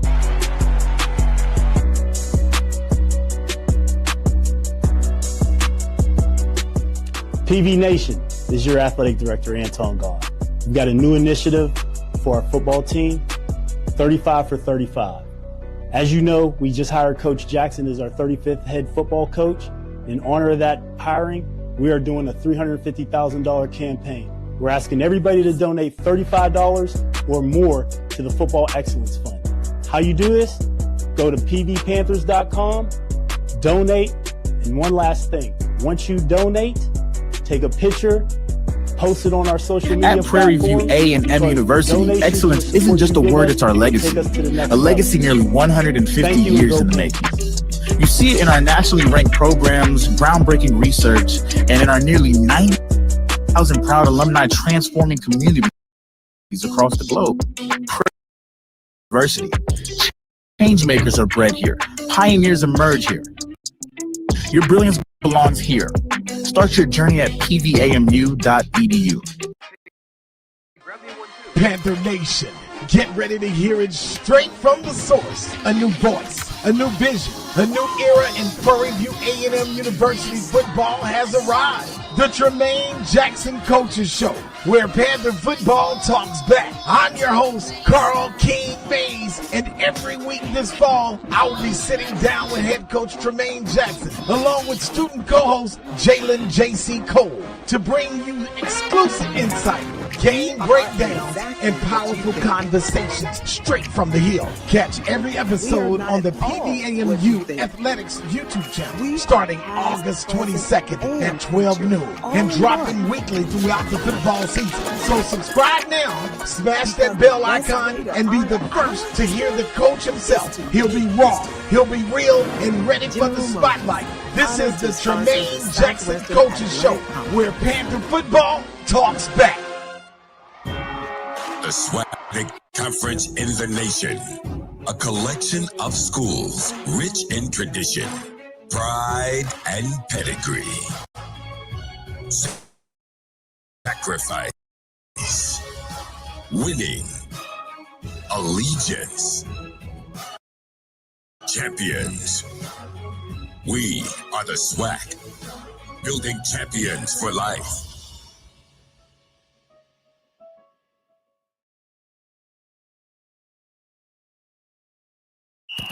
This fall, history hits the Strip. It's the first annual Las Vegas HBCU Classic.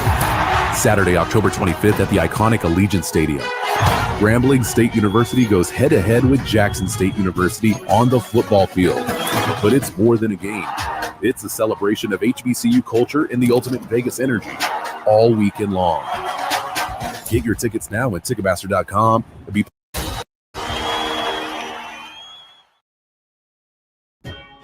The SWAC, the premier athletic conference in the nation.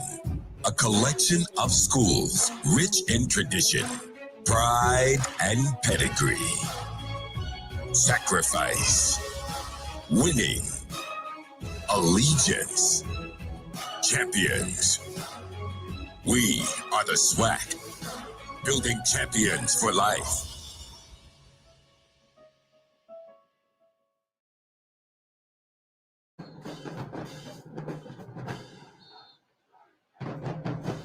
We are wrapping up the halftime festivities here in Prairie View, Texas. Right now, we have 2:37 to go before we resume the game. It's 20-7 right now. UT Rio Grande Valley out in front leading the Prairie View Panthers. Panthers made a big move. First quarter went one way. You'd have to say that went to the Vaqueros. Second quarter definitely went to the Panthers. Yeah, again, I think the stunning part was the beginning, the physicality of the Vaquero, and the Panthers got going. They got fired up, and now we're in a full-out battle. We'll talk about some first half stats coming up in just a minute. We'll be right back.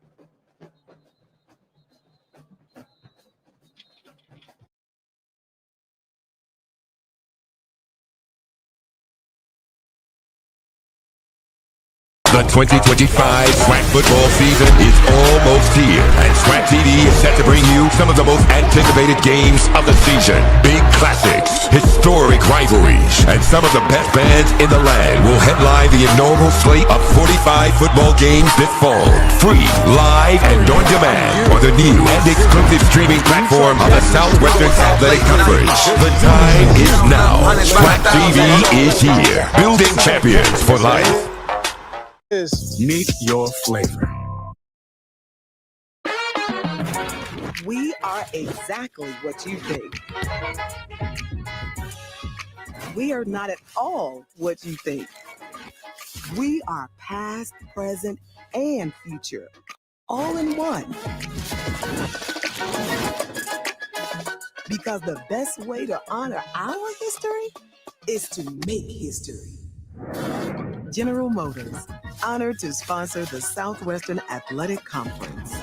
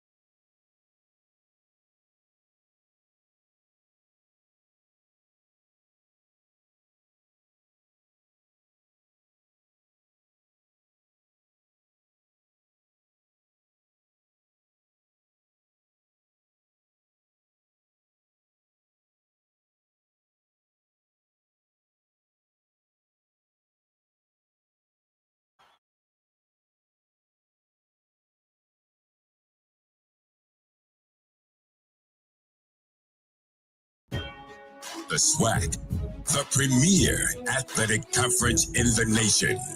A collection of schools rich in tradition, pride, and pedigree. Sacrifice, winning, allegiance, champions. We are the SWAC, building champions for life. This fall, history hits the Strip. It's the first annual Las Vegas HBCU Classic. Saturday, October 25th at the iconic Allegiant Stadium. Grambling State University goes head-to-head with Jackson State University on the football field. But it's more than a game. It's a celebration of HBCU culture and the ultimate Vegas energy all weekend long. Get your tickets now at Ticketmaster.com to be part of history in the making.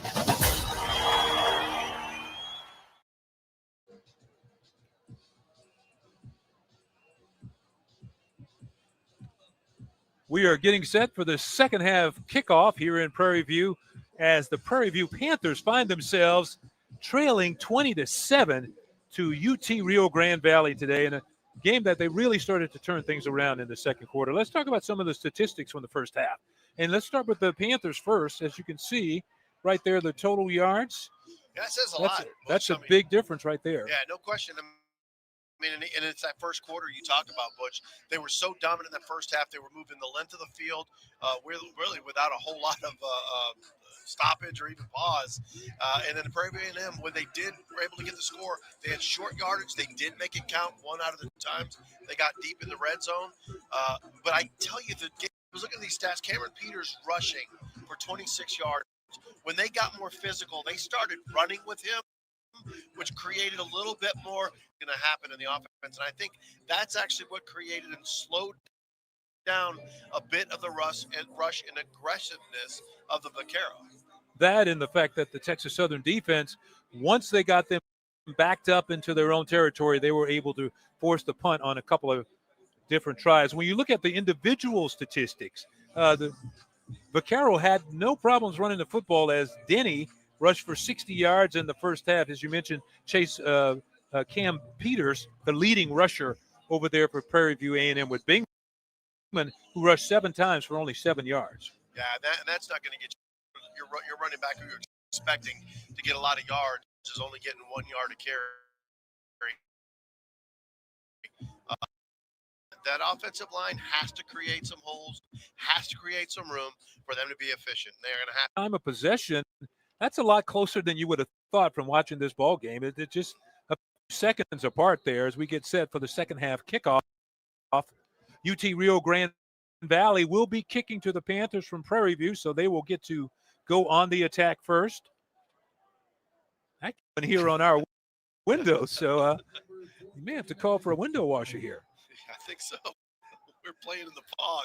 Kick goes out of bounds. That's going to be a penalty in the second half with some excellent field position there. Let's talk about the quarterbacks a little more. Eddie Lee Marburger, of course, had 12 for 20 for 170 yards and the touchdown. So that was mostly in the first quarter. Think about it. No, exactly. And again, he's got a big arm. He's accurate. But in key moments, the Panthers just started shutting him down, finding a way to knock it down. And you're right. I would have thought the yards actually would have been more, but because he's just so dangerous when he's got the ball in his hands. Panther defense, again, the second quarter, it's really a story of two quarters, and now we're going to see what the first and 10 for Prairie View A&M with the football, breaking tackles, and he could only work his way back to the original line of scrimmage. It'll be interesting to see whether or not that missed field goal by Bryson Gardner, as we do have an injured player on the ground. It appears to be one of the UT Rio Grande Valley players who's injured on the field. But it'll be interesting to see whether or not that missed field goal gives the Panthers some momentum. Yeah, no, and again, Nathan Wertz is the guy on the field that is down, and the Panthers need to find any way they can to get the momentum. And you can sure that locker room was very intense here at halftime. And again, on that play, the very first play from scrimmage, who was more physical? You saw how the Vaquero would come off that edge. There was three guys in the backfield, and he was lucky to get what he got 1.5 yards, I guess, on that carry. And it's all running back on that part because when he got the ball, he was already getting smacked. So again, that offensive line and that they're going to have to make sure they put a hat on every person and at least slow them down and create some gaps and some lanes for their running backs to get some room. Let's recap the scoring just a little bit here. UT Rio Grande Valley actually got on the board first, a 16-yard touchdown pass, Marburger to Diaz. Then they got the field goal from Gardner, 49-yard field goal, made it 10-0 at that point. And then DeMint with a 21-yard touchdown, 17-zip before Prairie View came back with that 1-yard touchdown run from Peters. Gardner added another field goal, and that's where we are now on second down for Prairie View. A strike over the middle is just out of the reach. He was trying to hit Ojo. That's Rodney Ojo, who was open. He had a little space in there in the ball. Peters is going to want that one back because Ojo was open, ran a great route and a good play call. They created that seam and that availability inside in the middle there, just could not connect.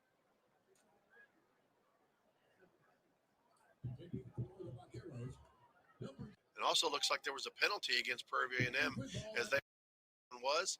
It was a big one. It's going to take them all the way back, and so it'll be second down again, but now the Panthers are going to have. Again, right here, you don't want to take too much of it, but just get a good chunk. They can get a good 10 or so yards, 12 yards. That'll put them in better shape for a third down. But they got to definitely get a little bit of a chunk play here. Cameron Peters will turn and fake the handoff and throws it behind Ojo. It's going to be an incomplete pass. Own read action right there. Faked it into Bingman, tried to throw it out to Rodney Ojo. Rodney had a big game last week. Yeah. 5 catches for 93 yards, including the winning touchdown. That winning touchdown was certainly electric when that thing was. Great run by the receiver and a great back shoulder throw by the quarterback. And again, I was just looking at Peters here off screen, and he's clapping, he's getting the guys up. He's not down. We talked about his demeanor with this team. It's a big third down here, and he's very calm with his team. Peters with the empty backfield. Needs a big one. He throws it underneath, has his man open. It's a completed pass to Rodney Ojo, but he's going to be way shy of that first down. So the Prairie View Panthers will have to start the second half with a punt. And Ojo comes off limping there on that whole series. Really, it was throw to Ojo, throw to Ojo, throw to Ojo. That play was designed. You had your receivers marching down the field. They were all connected, trying to block down the field. And they were going to see if he could beat a couple of guys and make that spring something and make it happen. But like the safe throw, they wanted to make sure they got some yards. Now they're hoping to get a good-sized punt here and back the Vaquero up. Well, that penalty was huge because it basically – and so now – the boomer there, and it's going to be fumbled on the return. That is Luke. He catches it, and he's going to be dropped inside the 10. So a beautiful tackle by the Panthers. Mandel Eugene got down there quickly and made the tackle for Prairie View, and that was great coverage on a great kick by Atwell. Eugene tackled him like a cowboy that takes care of cattle, man. I'm telling you, he came down there strong. His version of the cowboy, not the vaquero, right? On that one. Now we'll see what the vaquero worked on in the halftime in their offense. Marburger comes out again to lead his team here in the second half.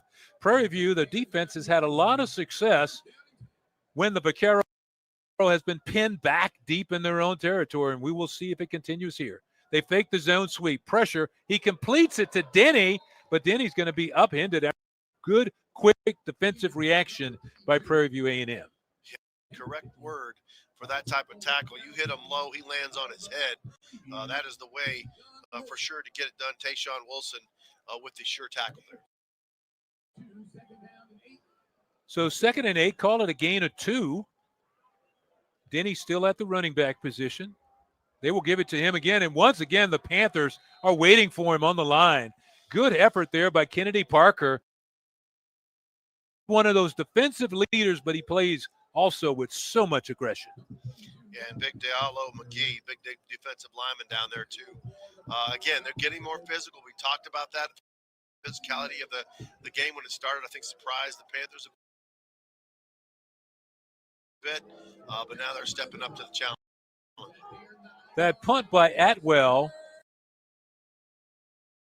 3rd down, and about 10 to go for a first pressure. And he's caught and dropped at the 5-yard line. So the Panthers, again, turn on the pressure, and they get to Marburger. And once again, number 7 right in the thick of everything. The boat. The boat.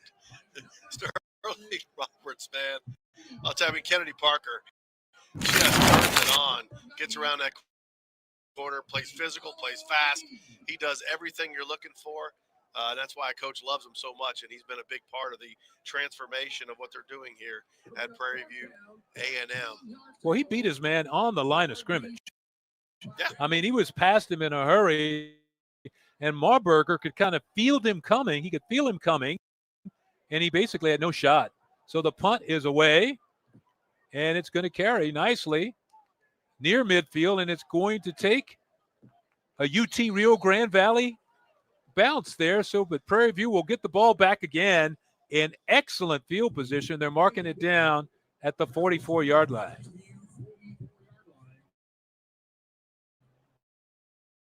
Again, I mentioned transitions you make, what kind of adjustments do you make? I think Prairie View's been making a ton of adjustments as this game got going. Not only physicality, but I think the coaching staffs, the type of plays they're calling, they're seeing what success they're having. And again, that penalty performance, we'll see what happens right here. Cameron, so far in this game, as he prepares to go on the attack again. 1st and 10 for the Panthers. And that is not Peters, but he hands off, and a big hole coming up right here for the Panthers. They get the running attack going. And a nice gain right there by Chase Bingman. But we have a new quarterback in the game, Tevin Carr, there for the Panthers, and they get a big run on 1st down by Chase Bingman. And it's the first time Bingman has exploded for yardage in this game. 100%. Tevin Carter, a 6'4", 220-pound graduate student out of Memphis, Tennessee, puts a man in motion. Carter in the pocket now, looking to throw it. Fires down the sideline, has a man open, and he has him. That is Josiah Rockwell, and what a beautiful touch on that ball by Tevin Carter. Rockwell is just money. He finds a way to get open. He's got great hustle, no quit in him. And again, when he has the right opportunity, he catches it. He makes the plays he's supposed to play, and then a couple that he shouldn't make. Well, and, you know, Coach Jackson told us this week that Carter would get in there in certain situations, and here he is getting the action here in the third quarter, and he comes up with a huge completed pass. First and 10 for the Panthers, ball at around the 10, goal to go. This time fakes it to Bingman. Carter rose to his right, to the sideline, complete again, and that is Josiah Rockwell again. Rockwell got rocked on that tackle there, but man, he is tough. He just gets up and goes every time. I never see him really looking to come off the field, and he's going to be there for every play for his team. That is impressive. 6'2", 215-pounder, and Coach could not stop raving about Rockwell and the camp he had. He was very impressive during the team's camp this year. So second down and goal to go now for the Panthers. This time Carter fakes, Carter keeps inside. Carter still on his feet, knocked down at about the 4-yard line. So you can see the quick feet right there by Tevin Carter.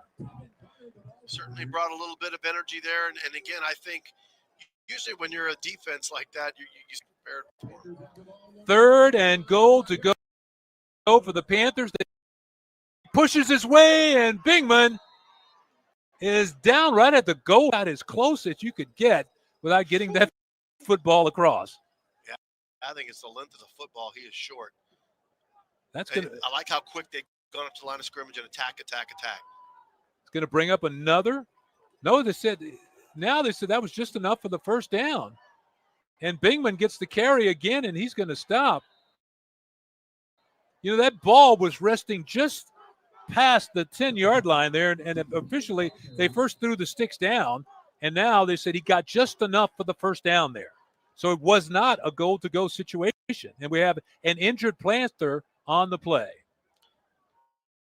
It's like Caden Bowers, offensive lineman there. They'll be attending to him for a bit. While they attend to him, we're going to attend to some business in here. We're going to pause for a timeout. We have a 27-game UT Rio Grande Valley out in front, but Prairie View is on the move.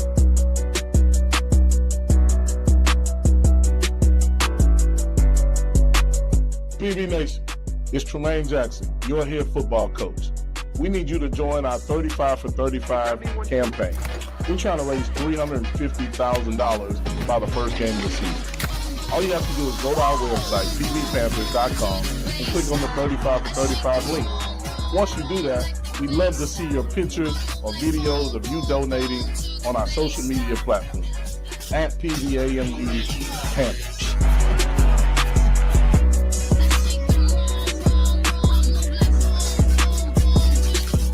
PV Nation, this is your athletic director, Anton. We got a new initiative for our football team, 35 for 35. As you know, we just hired Coach Jackson as our 35th head football coach. In honor of that hiring, we are doing a $350,000 campaign. We're asking everybody to donate $35 or more to the Football Excellence Fund. How you do this? Go to pvpanthers.com, donate, and one last thing. Once you donate, take a picture, post it on our social media platforms, because the donations and the support you give us will take us to the next level. Thank you, and go Panthers.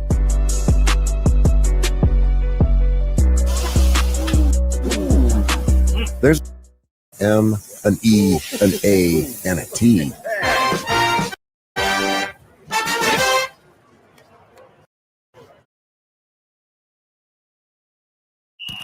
This fall, history hits the Strip. It's the first annual Las Vegas HBCU Classic. Saturday, October 25th at the iconic Allegiant Stadium. Grambling State University goes head-to-head with Jackson in a game. It's a celebration of HBCU culture in all weekend long. Get your tickets now at Ticketmaster.com and be part of history in the making.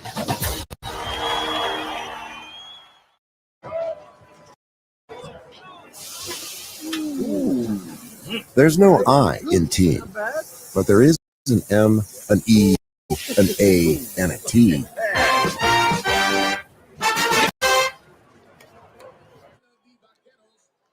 And while we were away, Caden Bowers, number 72, was helped off the field. And here comes the PV offense going quickly with another tush push. And it's a touchdown. He surged forward, and all the Panthers thought he was in there, but the official. And there it is. I don't know why it's taking that long. I really don't. I mean, it's not. That was another situation where they started with a really good surge and got it into the end zone quickly for the touchdown. Now, I love it. Look how quick they break the huddle. They run right up. They don't give them time to settle in too much, and they snap the ball quickly instead of waiting. I think that's been a new addition to their recipe with the tush push there. So on to attempt the extra point, Aiden Webb, number 47. 20-14 game with 8:04 to go here in the third quarter.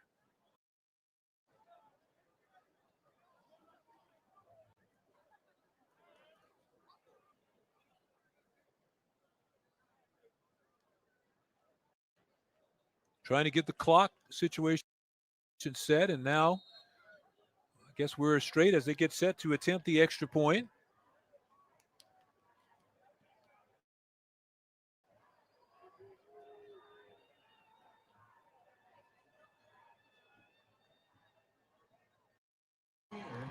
And the kick is good. And what a drive by the take it down, and they score a touchdown right now. It is 20-14. Grand Valley out in front, but the Panthers are showing signs of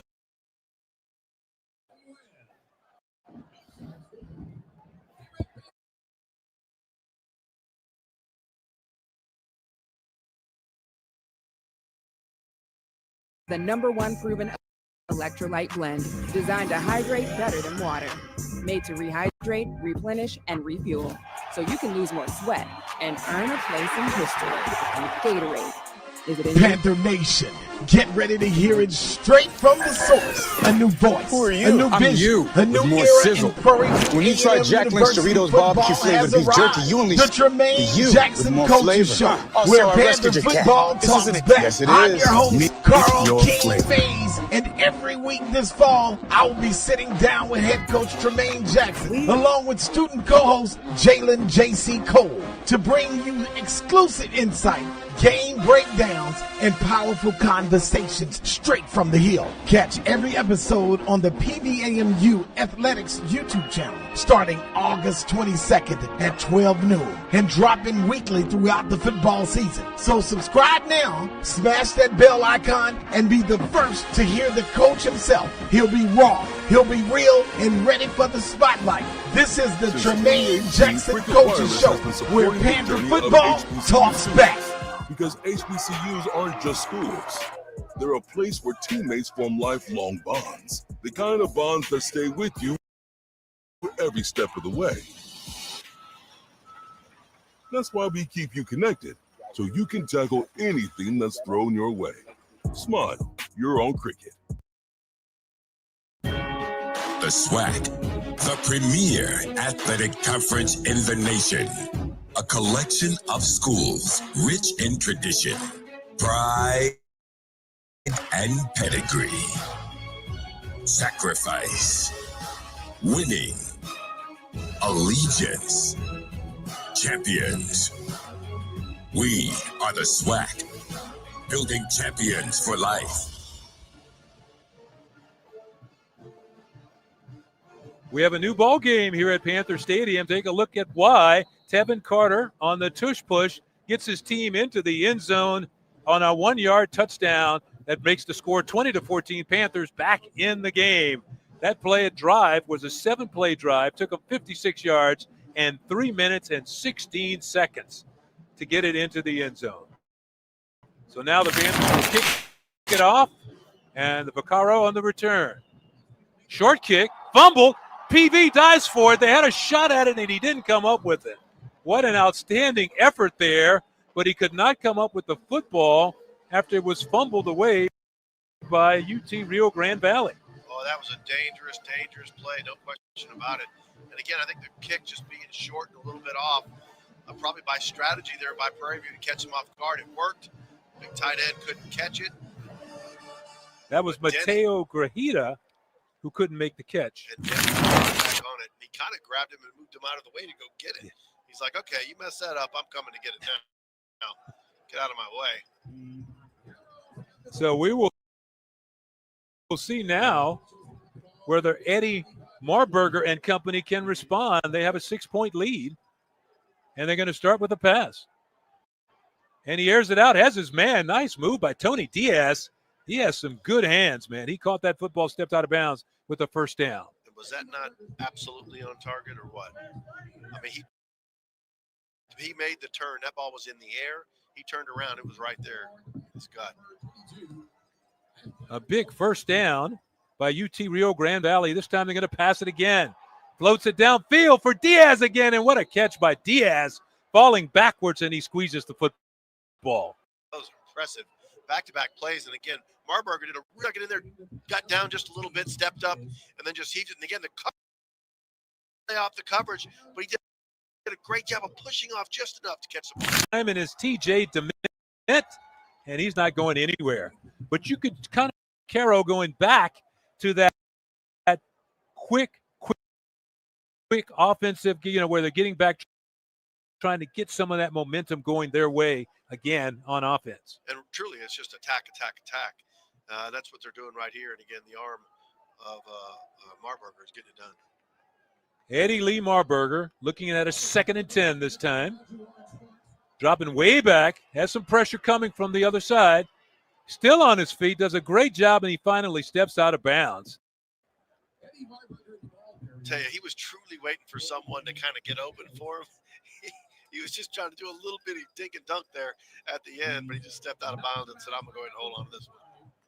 Well, the Panthers got some pressure on him, and it's just like this is the point of the game, though, where they spent so much time on the field in the fourth quarter. Some of these guys may be getting a little tired, but they're going to have to pick it up with 6:20 to go. That's what coach just say right here, this top of the game. 3 receivers. It's incomplete. You talked at the top of the game about Coach Jackson talking about getting pressure, hurrying them up, making a move. And right there was a perfect example of getting to him. They didn't get the sack, but they certainly made him hurry.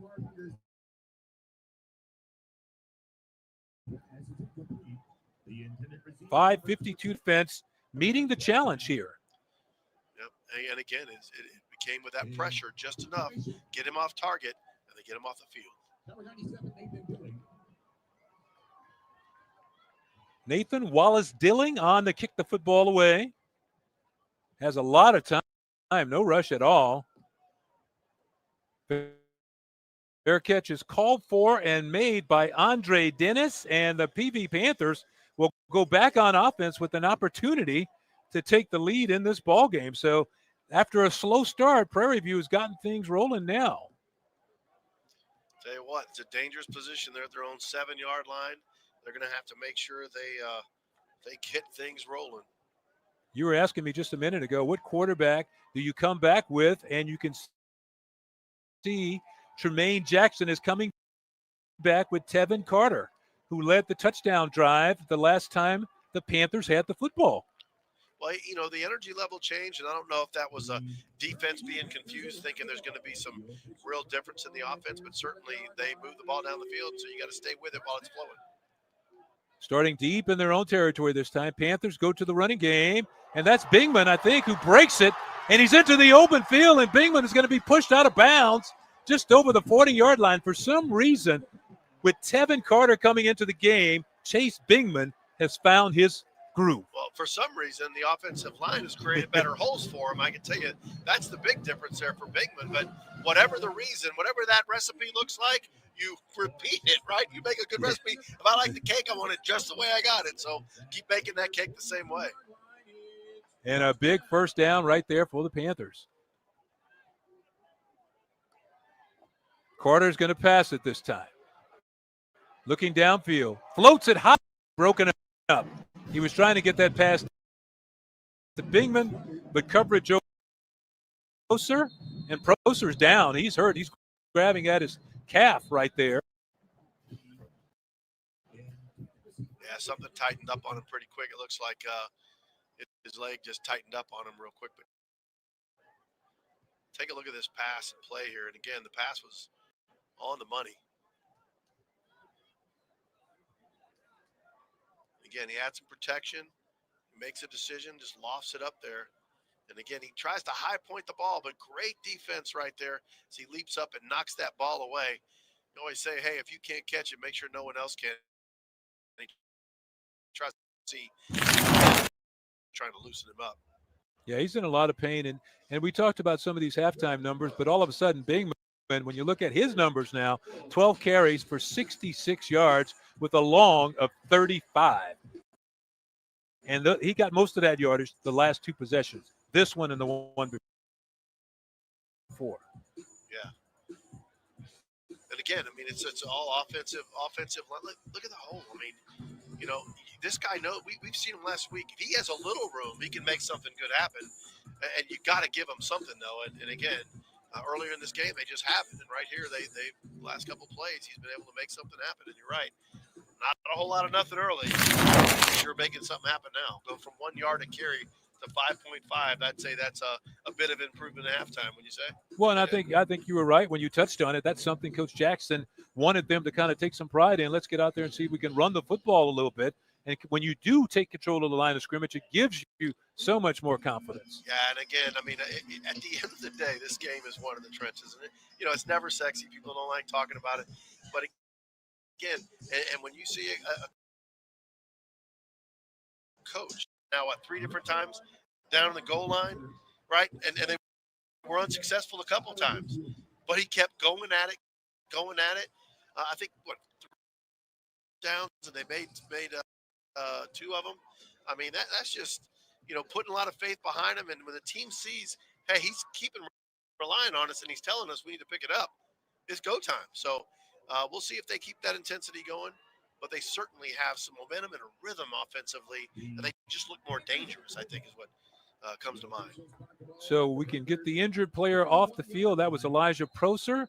And now in the backfield, Tevin Carter still in at quarterback for the Panthers from Prairie View A&M. Second down now. Had an empty backfield, going to keep it. Carter still on his feet, dives forward, and he gets it close to the 45, maybe the 44. 3rd and 7 to get that first down and keep this drive alive.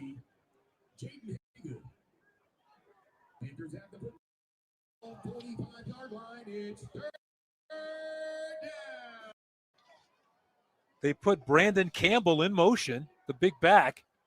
He's over there in the slot. Kevin underneath. And a good move right there. That is number 83, Jeremiah Allen, who just came into the ball game to make that catch. But a nice play by Tevin Carter. I couldn't see the stick, so I'm not sure where he went out there. But, yeah, nice move coming back. I was almost thinking he was going to take himself out of the play. But there's flags on the field. What's called? I was trying to take a look and see what it looks like they're calling. I'm not sure if it's against the Prairie View or against the Vaquero.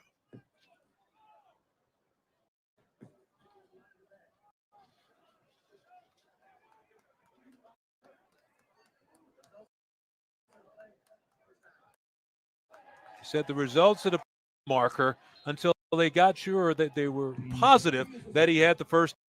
So the down markers are just moving now. Yeah, they were trying to stop the play before this markers were not set yet.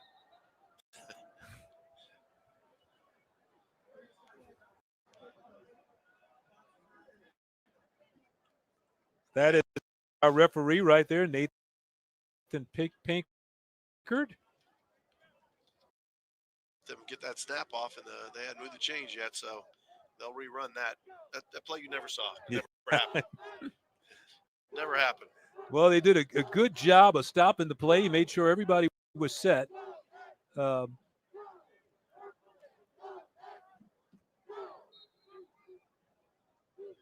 so now the Panthers are on the move.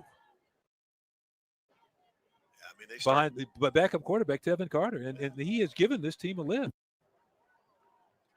1st and 10 situation. Panthers. Carter looking to throw again. Under pressure, gets away. He was almost caught. Downfield, has his man, a completed pass, and he's all the way down to about the 28-yard line. That is Trayvon Jones squeezing that ball and coming up with a huge play for the Panthers. Trayvon, man, that is stout. Catching this ball, it's not just the catch itself. Watch the collisions this man takes right after, boom, 1, 2, and then 3 is going to come in there and get him in a little bit. But he just keeps fighting. There was a flag, and it was a late flag that came out in the backfield, and the Panthers are walking back. Oh. So what turned out to be a huge play will go for naught because they will have to go back penalty against the offense. Coach Jackson's going to need some Alka-Seltzer or something after plays like that happen. Throw, though. I mean, it's like nothing but nice touch on that ball. Dropped it in the basket, but again, the penalties take them back. It'll be 1st down again, but make it 1st and 20. And now we have another whistle. That's going to be movement on the offensive line there. Wow. That's not what you want to see happen. Nah, you can't fight the chains like that. It's just impossible. Well, and it was a penalty that they're in the same type of situation down there now. This is going to be a big climb here. This is an uphill climb. They got to get from 37 to the other 37. That's what they got to do. Yeah. They're looking at almost 30 yards for a 1st down. 1st and 10. Pressure coming on the quarterback. Tevin's going to keep. Gets around the outside. It's going to be on the pickup for Tevin Carter. Hey, that'll help. That'll help right there. 8 yards, and he lost a shoe, all on the same play. Yeah, well, you might want to keep your shoes on. That'll help you. He lost it right there towards the end, cutting off that foot.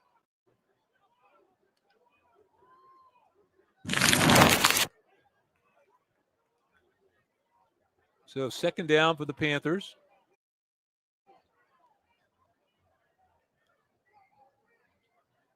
Second and about 19. Carter again being chased. Dumps it off. Has his man, Rockwell. Rockwell's going to get it alive before he has 5 extra yards. Wow, Rockwell did a nice job of making moves but staying inbound. And again, that looked like that really was going to go nowhere. It was just kind of a throwaway. He's able to turn, make moves, but keep in bounds and drive for yards. Earlier, and he really did a great job of staying, and the ref was right on top. You're in a manageable 3rd down. That's what they were looking for. 3rd and 6 to complete this for the 1st down. Carter again, going to keep again. Carter with a nice move, spins, and Carter got close to those sticks. I think he got it. I think so too. We'll see where he got the 1st down, and the chains will move. So Tevin Carter has definitely given this team a lift. Wow. You know, what scared me there, though, when he was and possibly knocked that ball out. So another 1st down for the Panthers. Carter this time hands it off. No, he passes it. Pulled it out. Completes it to Jeremiah Aaron, and Aaron's going to be pushed out of bounds at about the 33-yard line. Make it the 34-yard line. Love the play call there. He kind of fakes to the guy he winds up throwing it to, right? You just kind of fake it. The linemen come in. They think it's a run. Then he runs past them. You just dump it right over the top. Nice, clean yardage right there. That is the beauty of the zone read. I mean, you basically have the run threat because they're running the ball with more success now. So second down for the Panthers. Carter's going to keep again. This time they're waiting for him, and he's going to be taken down in the backfield. And that was Sarian Smith, the defensive end. He came flying off like he's on a mission right there. He was not going to be denied. Again, he took a guess, and he got there and made it. So another third down the Panthers will be facing here with 25 seconds to go in the quarter. And now we have a whistle to get it snapped. I think that's the end of the quarter. Time flew right there. Well, we still had. That is the end of the third quarter. They still had some time left on the scoreboard, but apparently that's the end of the third quarter. We are expecting right now lead over the Prairie View Panthers.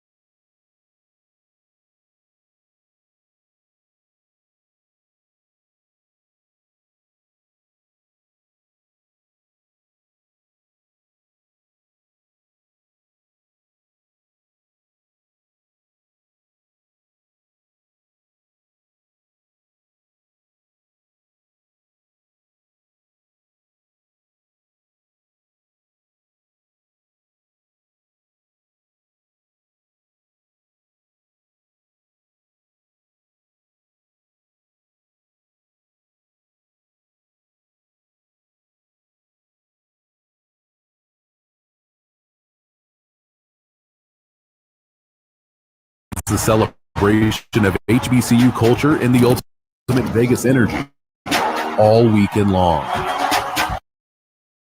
Get your tickets now at Ticketmaster.com and be part of history in the making.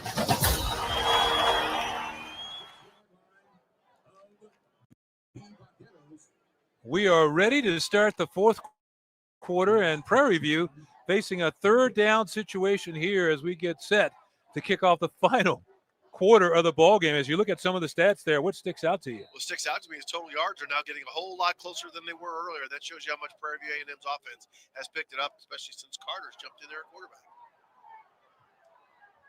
A lot of movement up front. Carter changing the play, you can see.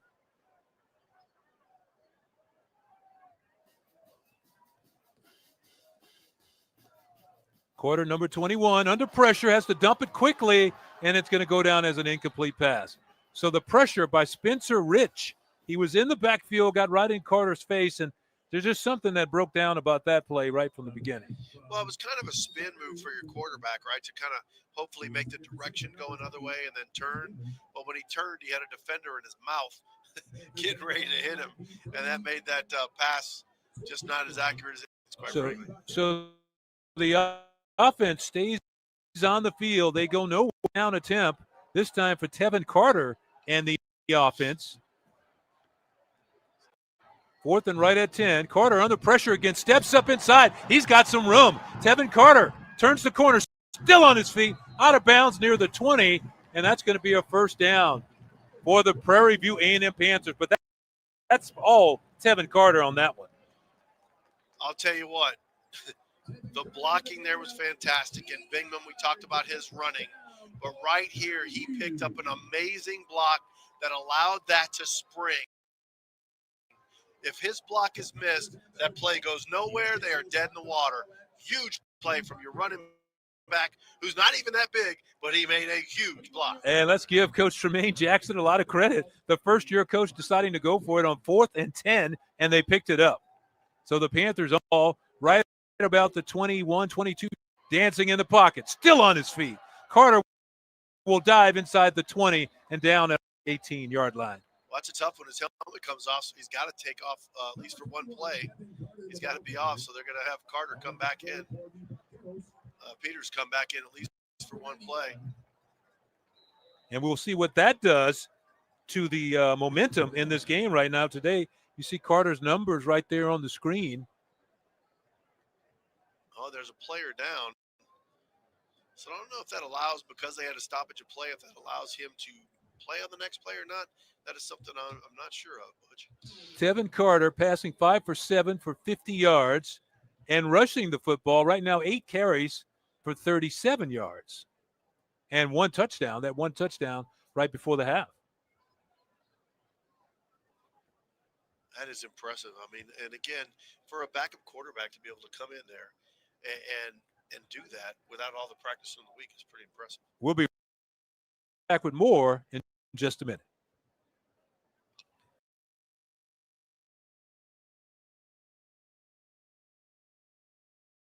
The 2025 SWAC football season is almost here, and SWAC TV is set to bring you some of the most anticipated games of the season. Big classics, historic rivalries, and some of the best bands in the land will headline the inaugural slate of 45 football games this fall. Free, live, and on demand on the new and exclusive streaming platform of the Southwestern Athletic Conference. The time is now. SWAC TV is here, building champions for life. The 2025 SWAC football season is almost here, and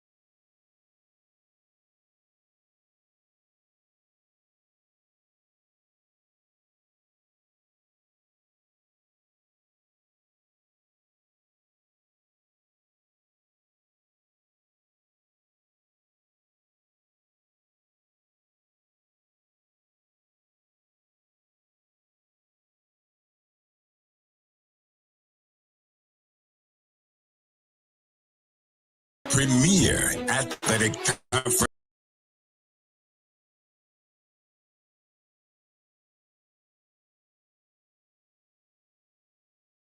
Sacrifice.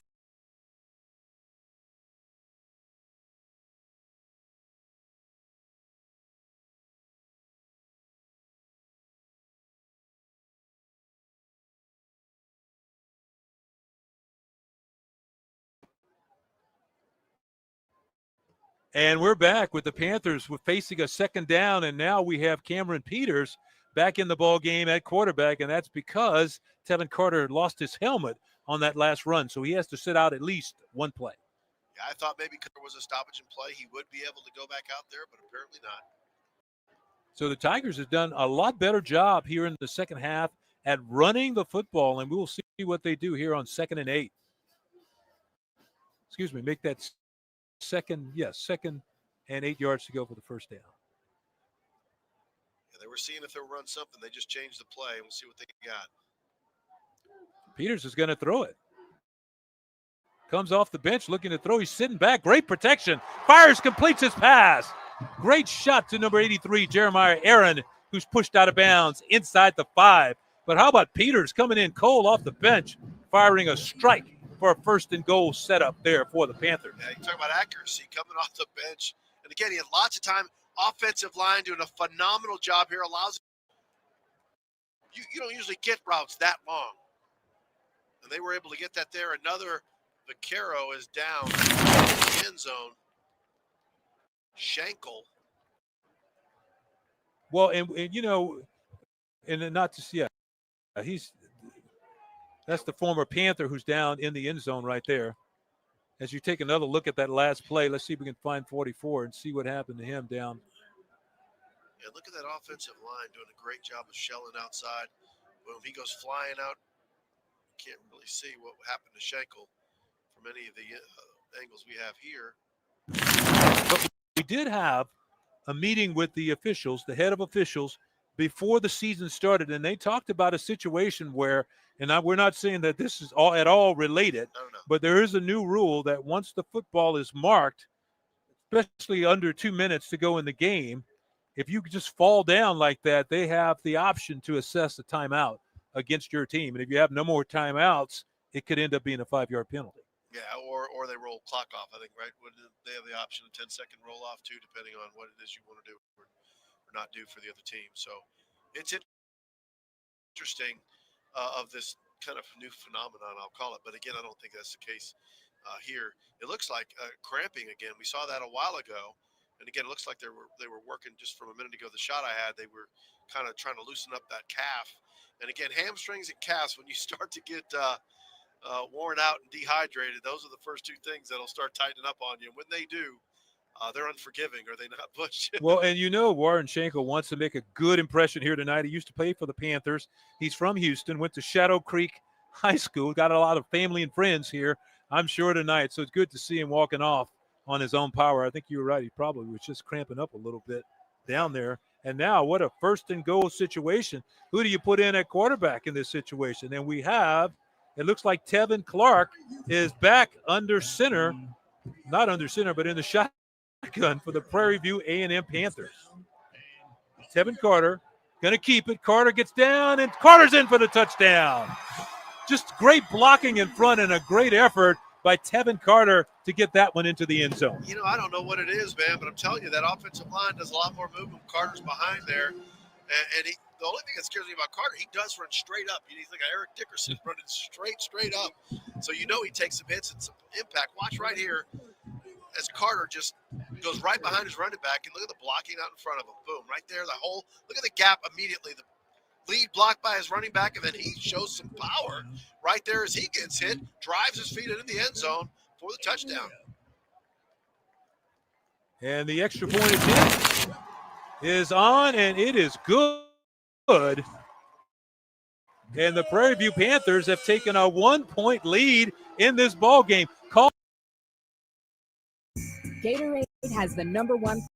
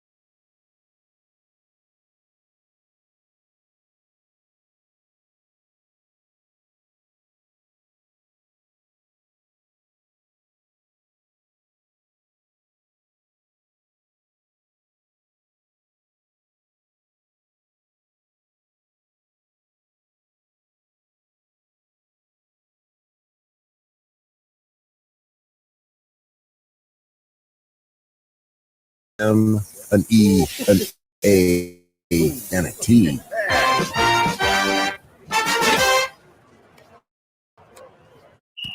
This fall, history hits the Strip. It's the first annual Las Vegas HBCU Classic. Saturday, October 25th at the iconic Allegiant Stadium. Grambling State University goes head-to-head with Jackson State University on the football field. But it's more than a game. It's a celebration of HBCU culture and the ultimate Vegas energy all weekend long. Get your tickets now at Ticketmaster.com and be part of history in the making.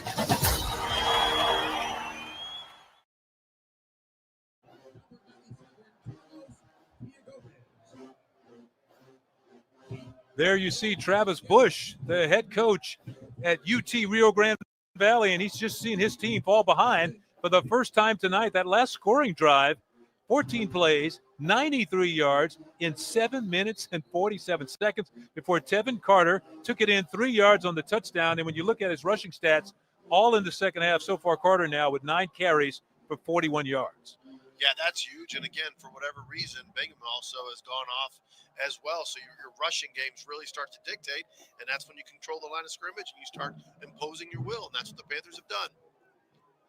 And the kick is underway. It's very short and is fielded at the 30, and it'll be great field position for UT Rio Grande Valley as they go back on offense. But that drive, I mentioned 7 minutes and 47, so Marburger has been sitting over there for a while. Yeah, he's been sitting over there stewing, just being mad at himself of, and his team, just saying, hey, how did we lose all this, excitement here? 15 to 23, 216 yards. Again, 60% completion. So he's still doing his part, 1 touchdown. He has got a gun, though, and you better believe they're going to start gunslinging right now. Well, and it's we could see this momentum starting to change in the second quarter, and it is carried after that missed field goal here into the second half. So we'll see what Marburger and company can do. They have it 1st and 10 with the ball up near the 30-yard line. Lots of time in the pocket. He's going to crank it downfield. He has a man, but he just bounced it short. It looked like he expected him to break that off. He was trying to hit Diaz, and he thought he might break it off and come across, and Diaz continued deep down the field. Yeah, he's holding his arm like maybe he hit something when he was throwing the ball, possibly. I didn't see it in live action, but he certainly was holding his arm after that throw. But it certainly wasn't the accuracy we've seen all game long. So 2nd down coming up now for UT Rio Grande Valley. Has a man open, but he's high, and it's almost intercepted. That was Eric Zachary who got his hands on that ball. No, excuse me, make it number 22. Check that. Ashton Ojoku, who almost came away with that pick. Now, this is the first time I've seen him misfire as far as he drills this thing in there. And really, it probably didn't need to be so hot, maybe, coming into his target. Big 3rd down.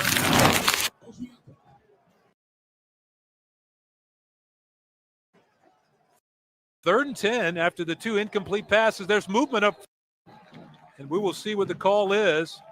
Looks like it's going to be illegal procedure, but we will wait for Nathan Pinker. For the official call on that one, right? And that's what it is. Yeah, you know what? Panthers did really well. The referees, speaking of referees, they're a lot tighter on making calls on defense for creating an offside situation. And so right there, they just did a nice job of creeping without making noise or doing any kind of thing to allow that to happen. So 3rd and 15 now for Marburger and company. Eddie Lee back to pass. Had lots of time. Man, he could pack a lunch back there. Still waiting. Fires a strike near the sidelines, and it's incomplete. So the Panthers chose to go with the coverage that time, and it paid off big for Prairie View. And Josh Williams, that one. And again, the Panthers should be excited about this. You have all kinds. Again, he's an accurate, throws a hard ball. Watch right there. Just too much on the sidelines. Probably wouldn't have been able to bring it down. But good job on defensive coverage. Big stop for the Panthers. So now they'll have to punt the football away, and we will see Nathaniel Wallace-Dilling again back to kick the ball. He gets it up. It's going to be caught Still on his feet is Stewart, and he's going to be dropped at around the 40-yard line. So the Panther, that was number 10 that time, Andre Dennis, who is back to return that one. So Dennis does a good job and puts Prairie View in some very good field position. You know, we talk about player safety all the time. This is the one part of our game that I'm always confused. I felt like you always used to have a bigger bubble for you to catch the ball and then take off. I mean, I thought he was going to get roasted, and I don't know. I wouldn't have the guts to.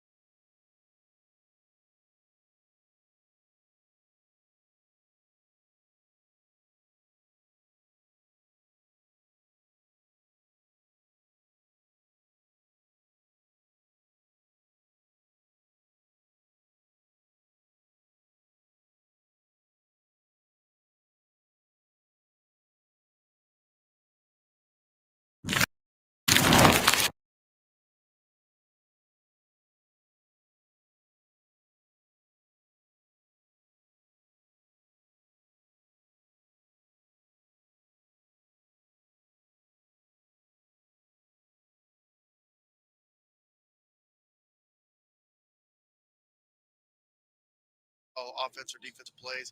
He's going to oversee it all, and I think that's what good head coaches do. You know, that way you can go talk to the different players you need to do, make suggestions where you need to, set the tone for the different parts. I'm not sure what the delay is here for the game. There you see the resume for Coach Tremaine Jackson, first year leading the Prairie View A&M Panthers. Well, you know what he said when he got here is he said, look, I've turned programs around twice. I'm going to do it here a third time. I know what it takes to change the culture, to change the attitudes of what everyone's doing. And again, I think the interesting thing to me in this game is we talked about it when it was happening, is when they went down quickly, and it was I would just say a shock, is how quick the Vaquero came out in the game. It looked like they were going to run away with it.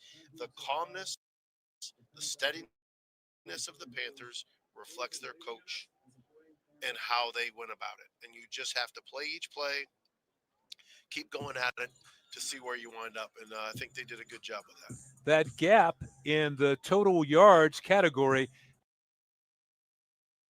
definitely narrowed down a lot because it's now 286 to 278. And at the halftime, it was a larger disparity than that. Oh, no. Because Coach Jackson is being asked what he wants, whether he's going to take a penalty or not, it looks like. I didn't even see a flag, but he was out on there talking to the refs. The pause in this game is some type of discrepancy of where the ball is going to be placed properly. And apparently he just took the penalty, and it's going to put the Vaquero back at about the 7-yard line, looks like, Butch. But that's what I couldn't tell what the pause was here, but that's what it looks like. And that's a big penalty at a key point in this ball game. No question about it. And again, but the Prairie View Panthers, one of their big touchdowns was starting at their own 7-yard line and driving it. Well, and here's the thing. They don't need the long drive. This team, they can do it with one long heave of the football. So they have that quick strike ability, and the Prairie View A&M is very much aware of that. This is going to be a first down, and the ball is backed up now around the 7-yard line. Well, I have a lot of credit to the defensive backs for the Panthers today. I mean, they've had to cover a long period of time against a quarterback with a big arm. They have not drifted from their receivers. You haven't seen big misses. They've been on top of their game today against a very accurate and some pretty crafty receivers. So I think right now, again, this is 10 minutes left in the game. You're up by 1. You got to maintain the pressure, and you got to maintain your poise and discipline. So now after all of that, it's going to be a first down. And the handoff goes inside, and a nice tough run right there by Nathan Denny. But the Panthers, they've done a great job on Denny here in the second half because he had a really nice first quarter where he was running the ball at will, and they've done a better job on him from the second quarter on. Yeah, and it starts with the physicality of the defensive lines and the linebackers for the Panthers. That ended up being about 5 yards. It didn't look like much, but it was. And this is Denny. He breaks it. Denny breaks the line, goes down the sidelines, finally shoved out with a first down near the 35-yard line. So that was Denny getting the Vaquero out of a big hole right there. You know, and that's kind of this challenge that Coach Jackson, I think, put on the Prairie View Vaquero. He said, hey, let's go. We're backed up. What are you going to do for us, offensive line? Because there's 2 pretty good holes, and you got a really physical running back that just exploded. Well, and for the Vaquero, that was a good way to offset that pressure. You go to the quick running game, and he broke it, and he picked up a lot of yards and a first down right there for UT Rio Grande Valley. So Marburger, that time movement on the offensive line. Flag comes down late, but that would be against the offense there. It's going to back them up 5. There was some movement right before the snap, but the pass was complete on the play. Denny is up to 85 yards in this game. He had like 50 right in the first quarter alone, so now he's 16 carries for 85 yards with a long of 22. Nathan Pickard will talk about this with his friends. They've had a few conversations today. No, it goes against the defense. I thought that might be the case. They could have blown the whistle if it was against the offense. It goes against the defense. It looked like that offensive tackle backed out of there early, but that wasn't the case. Let's take another look. Yeah, there it was. If you do anything defensively to move forward and they jump, it's on you. Denny did a nice job out of the backfield, and here we go again. Denny's going to get the carry. Hit, bounces off one tackler, but the Panthers come in mass, and they take him down inside the 40 right there at about the 38-yard line. Zachary was the key in that one right there. He came forcing off the edge, and even though he didn't truly finish, friends came along, finished things up for him.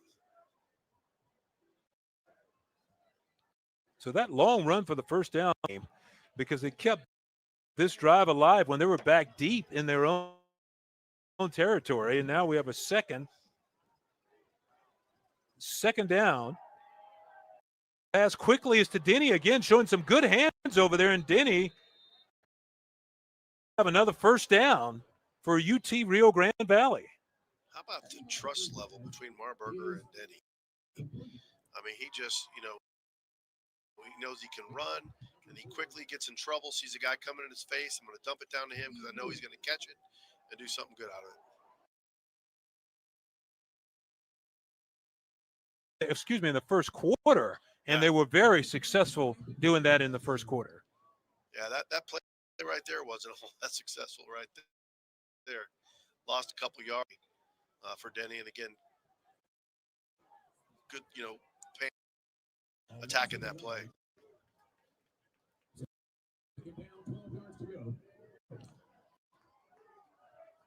So 2nd and 11.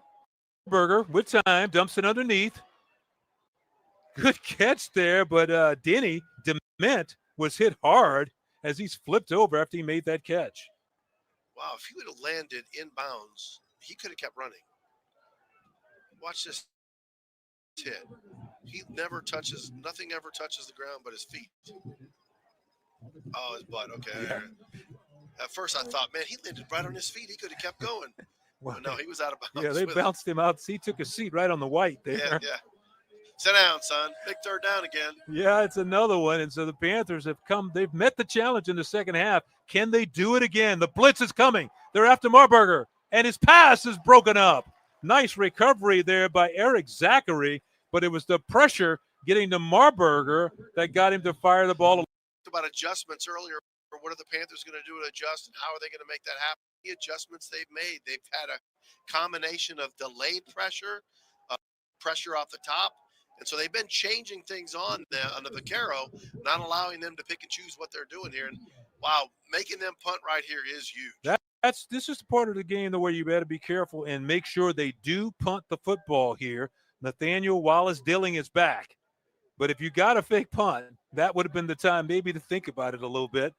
Punt goes down to the 10, and the fair catch is made for, and that is where the Panthers will go back on offense with the lead with 6:26 to go. We have a 21-20 game. Prairie View out in front.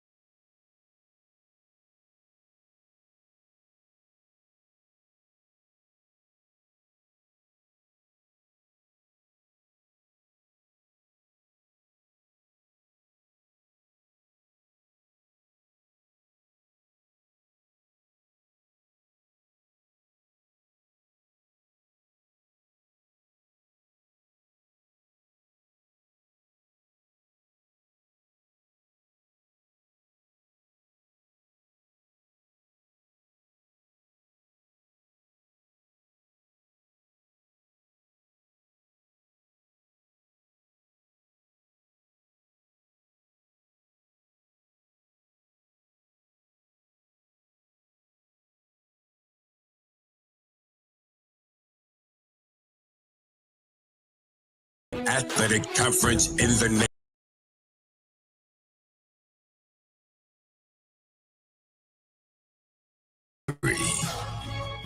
sacrifice, winning, allegiance, champions. We are the SWAC, building champions for life. At Prairie View A&M University, excellence isn't just a word, it's our legacy. A legacy nearly 150 years in the making. You see it in our nationally ranked programs, groundbreaking research, and in our nearly 90,000 proud alumni transforming communities across the globe. Prairie View A&M University, Change makers are bred here. Pioneers emerge here. Excellence lives here. Your brilliance belongs here. Start your journey at pvamu.edu.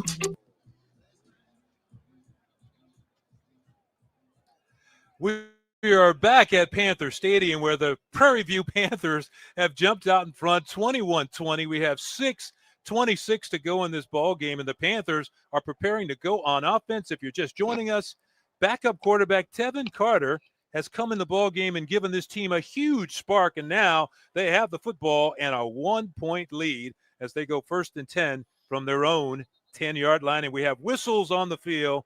And he won't even get a chance to snap it because it looks like illegal procedure. Yeah, the Vaquero were moving up and down the line a lot, and PV got a little jumpy and had a little move there, and they're saying that was because of the Vaquero, but refs aren't buying it, so back up 5 and start again. That's the last thing head coach Tremaine Jackson wants to see in this situation. He wants to see his team execute flawlessly. We're getting down to, the real thing here in the ball game, and he doesn't want to see his team make penalties like that to make the situation a little harder. So they go with the run, they go straight ahead, and not much going right there, and that'll bring up a 2nd down as we tick down close to the 6-minute mark here in the ball game.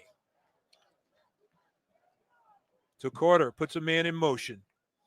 Empty backfield. Blitz is coming, but Carter gets away.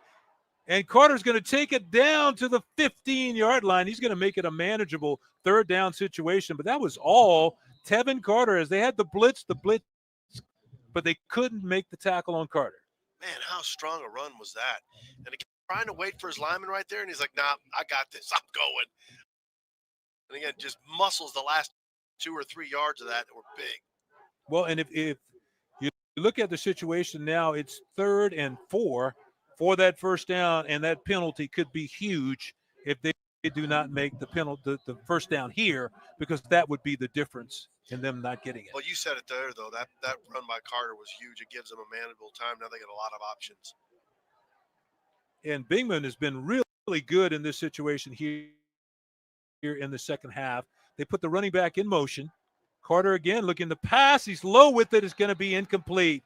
He skipped it in there, was trying to get it to Rockwell. Pass was low. Rockwell tried to go down, but it just skips in. Yeah, just inaccurate right there. I thought Bingman, he was going to try to hit him outside because they've been letting him go, but they covered him really well.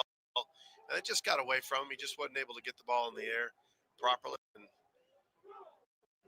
Rockwell not happy about that one, but to punt it. And again, just like you said, that penalty, that's a difference in that 1st down right there. It's the difference between running maybe another 2 minutes off of the clock before you give up.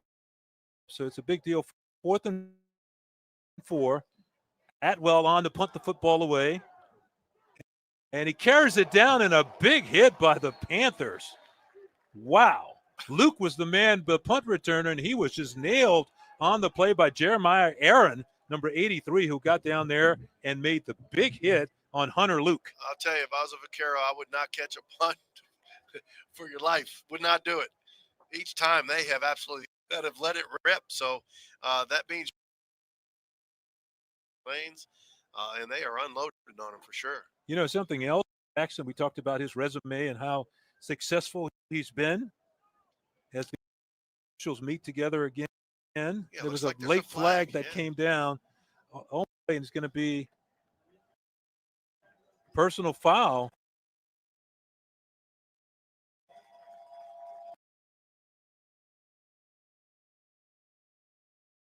Flags have kind of snuck in there on us on a couple times, but I saw that big meeting going on, Butch. I was like,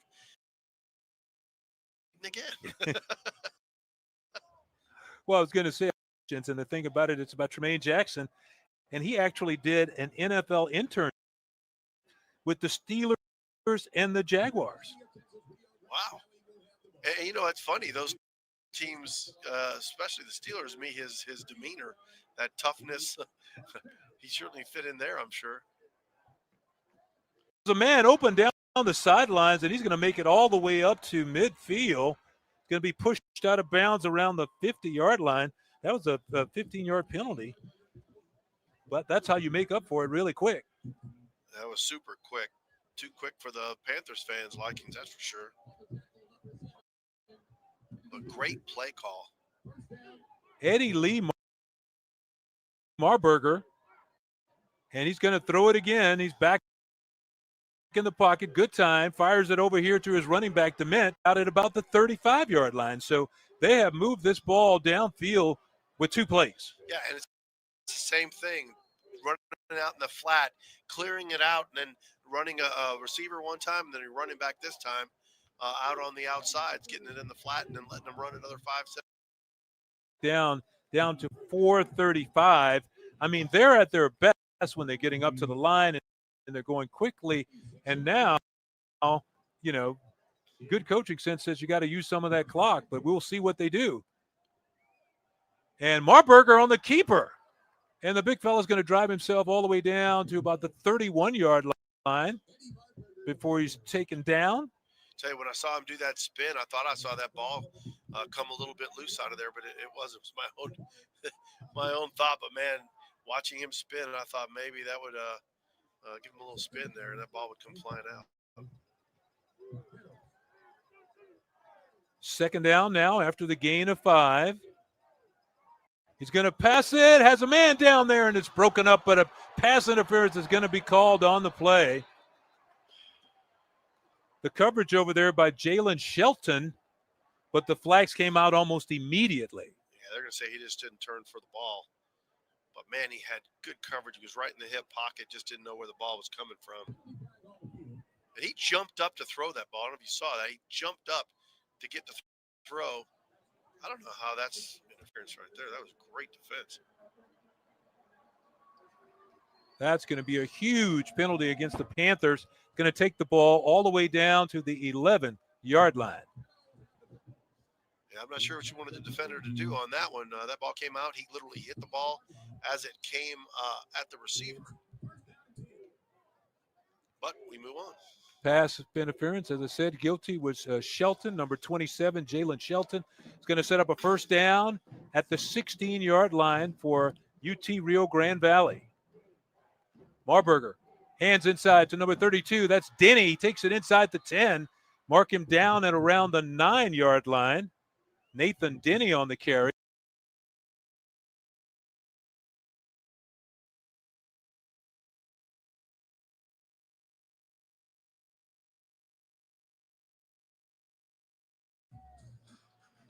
Last check, it was 84 yards, 18 carries, averaging just under 5 yards a carry. He is, and he is just built well. I mean, he runs stout, strong, kind of have a diverse running back. He can catch out of the backfield, as we've seen, and he's really good in between the tackles as well. You update that, 19 carries now for 90 yards for Nathan Denny, number 32. Rio Grande Valley on the move. Here they go back to Denny. Denny's going to dive to about the 6-yard line. So they're making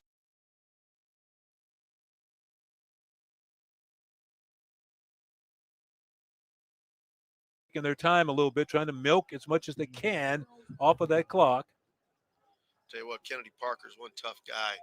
He is hurting for sure, but he's in there. He's not coming out. And he just keeps coming. 3rd and short now. Marburger with a quick pitch to Denny. Denny around the outside. Denny is in for the touchdown.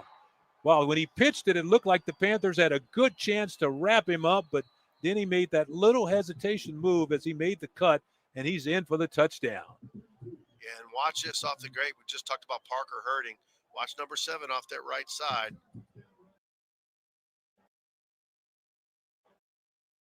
Looks like they were going to stretch that out, but they didn't make it happen. Great blocking with your receivers downfield, and he just makes it easy in to the end zone. 7-yard touchdown run for Denny, and what a night he is having tonight.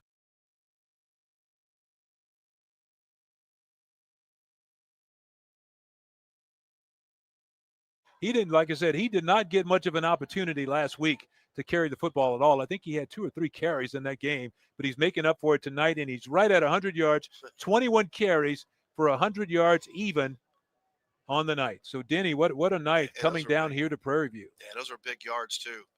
I mean, when and again, really, you kind of touched on it. as his game went, the game went. When early in the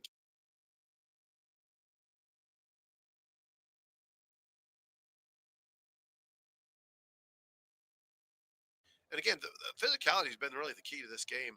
I think in that last drive, they certainly recollected their running game, got more physical. And again, I like the play calls, those two passes in the flat that you talked about, one on the left side, one on the right side as they marched down the field.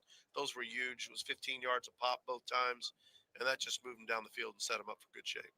So the extra point attempt coming your way from Bryson Gardner. Trying to make it a 27-21 game. Nice hole. Kick is up, and it is good. So Gardner puts his team back out in front by 6, 27-21. Well, you know, the Panthers have answered the call the entire game. And if there's a call to answer, it's got to be answered now, right? You look at that last drive, 6 plays, 71 yards, took them 3 minutes and 4 seconds before the 7-yard TD run.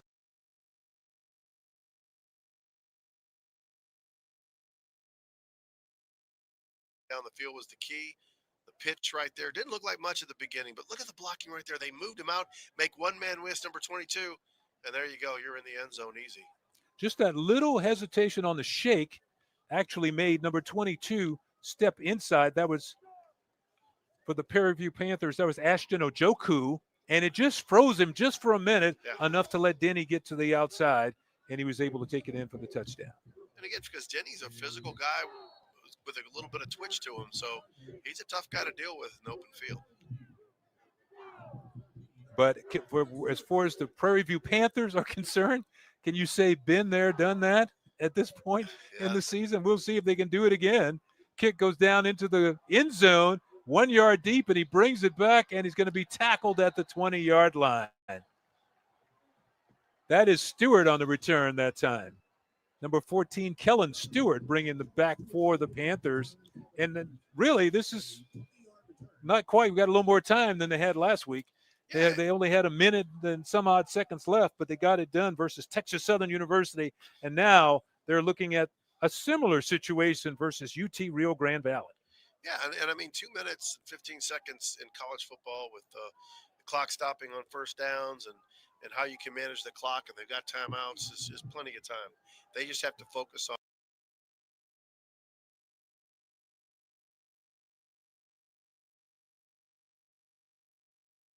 For Prairie View A&M, puts Bingman in motion. He's looking that way, tries to roll that way, floats one down the sideline, and I think he was just throwing that one away. Yeah, he was certainly looking for Bingman early, but he just couldn't see him. He really couldn't see over his lineman. Actually, as tall as he is, you can tell he was trying to see where he was going. And there's another flag down on the field. And the Panthers are walking the wrong way because a penalty derailed their last drive, and now they're starting this drive with the penalty on first down.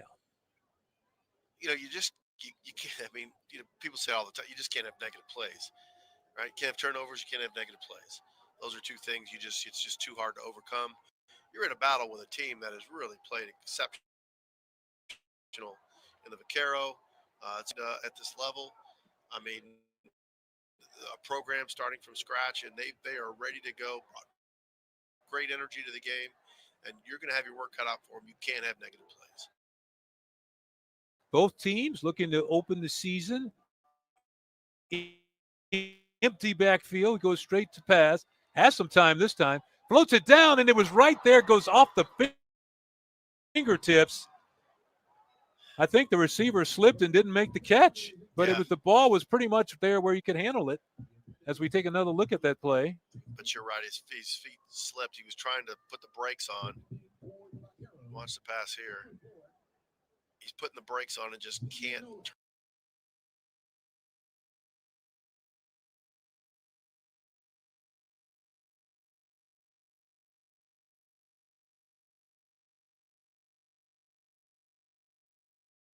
So now second down. Can they overcome the penalty? as they put another man in motion. Blitz comes, passes behind Bingman. He makes the catch, and he's going to be dropped. A fine defensive play over there. Number 1, Elijah Proser with the stop. And so now Prairie View A&M's looking at a huge third down coming up. Third down coming up here. Yeah, and basically they got 2 downs to get, 20 yards? We're at the 2-minute timeout now, so they'll get a chance to talk about this and come up with a really good play. And we got right at 2 minutes to go in this ball game. Well, I mean, it's really 2 plays, right? I mean, you're gonna go for it on 4th if you don't get it here. I don't think you have the time to punt it back and see if you can hold them. So it's 2 downs to get this first down. And you're right, you're gonna figure out what you want on both plays for sure. Okay, well, we're going to pause for a timeout now with UTRGV out in front, 27-21.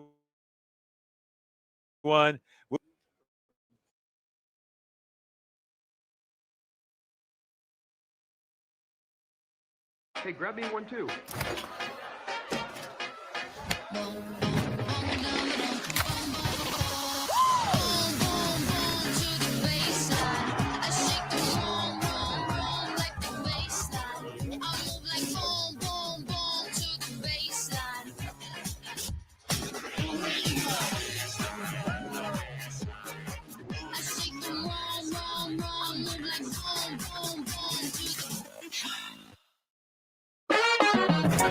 We are exactly what you think. We are not at all what you think. We are past, present, and future, all in one.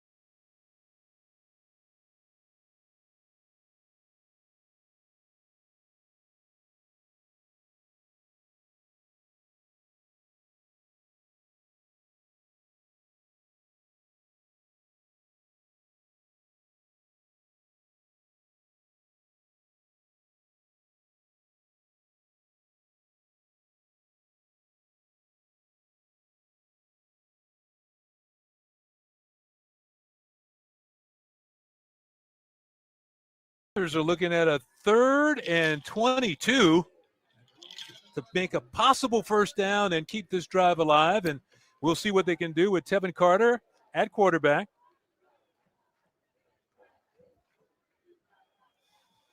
Got some. He rolls out to his left. Pressure's coming. Carter heaves it downfield. Has a man down there, and it's going to be incomplete. And now a late flag comes in, and that could be interference against UT Rio Grande Valley. We'll have to see what the call is. They had 3 defensive backs back there in the vicinity as the ball came down, but they couldn't really see it. No, I actually think it was a really good call. I mean, I think one of those defenders focused more on the player than the ball.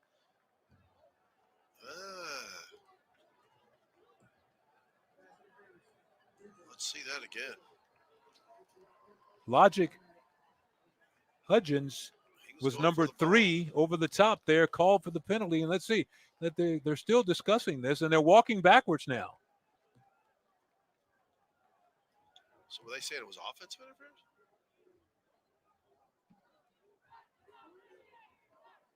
Oh, no, they gave him a first down. Yes, so it is marked the first down. I'm thinking NFL, man. We were expecting Right. to go mark.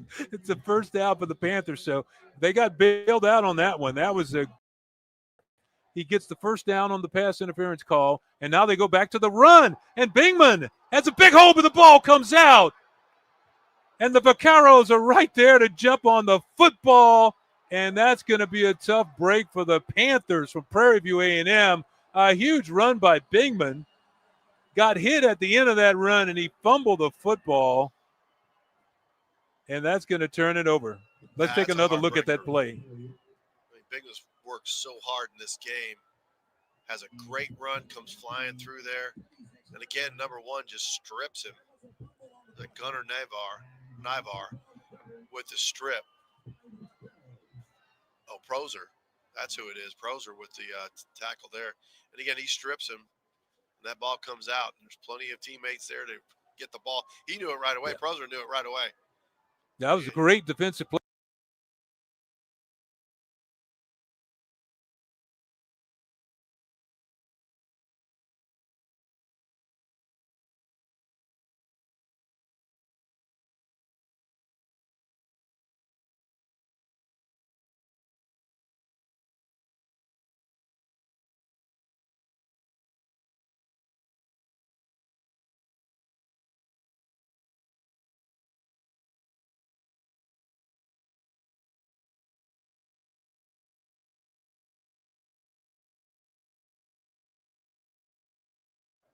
And see what they can do and see what they can get the ball turned over to them. Timeout called on the field right here, and it's going to come down to how does UT Rio Grande Valley, do they put the ball up? Do they keep it on the ground and force PV to use those timeouts?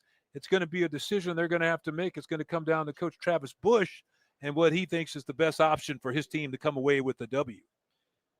Well, if you throw anything at all, it's got to be something, just a little side throw to your running back out of the backfield, maybe the flat like they did before, because you know they're going to be coming off the edge. So where you see them coming off, you can just dump something small. And again, it may turn into something big because the Panthers are going to bring the house.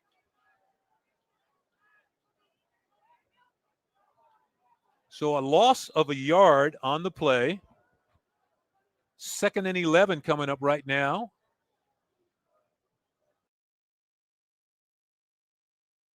About 2, maybe 3 yards that time. And the clock's going to be stopped again. Yeah, Denny's happy because he went under 100 with that loss. Now he's back over. He'll be back over 100. Should be about 101 now, I think. Well, they got that balance tonight that Coach Bush was looking for. He told us, he said, don't look at what we did last week, all the passing and stuff. He said, what we strive for is to get a balanced attack on offense, and they pretty much got that tonight, thanks to Denny in a large part. Because if you look down the list, Denny with 23 for 101, DeMint with 3 carries for 23 yards, and, you know, that's about the bulk of their running attack. But now the Prairie View A&M defense on 3rd down, 3rd and 9, are looking to come up with a huge stop here to get that football back and have an opportunity to win this game. So 3rd and 9, as Eddie Lee Marburger puts a man in motion. He's going to give it to Denny. No, he keeps it himself. Marburger up the middle, still on his feet. He has the first down and more. The Panthers were trying to strip that ball out, and Marburger kept grinding it, and he takes it all the way down inside the 10. That is an exclamation mark on a great night for the Vaquero. And again, you're right, the great fake. I thought Denny had it as well. And then look at this. He is just not going down. And you would think once he knew he had the first down, he would just go ahead and drop. But,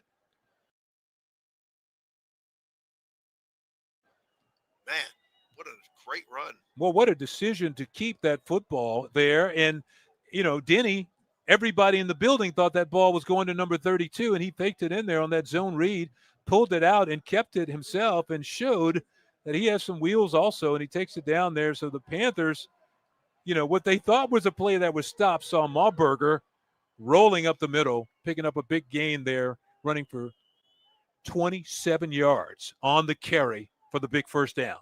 And there's some kind of penalty thrown on, tacked on as well. And they'll have the ball at the 4-yard line. So the clock continues to tick now, down to a minute and 19 seconds to go and counting.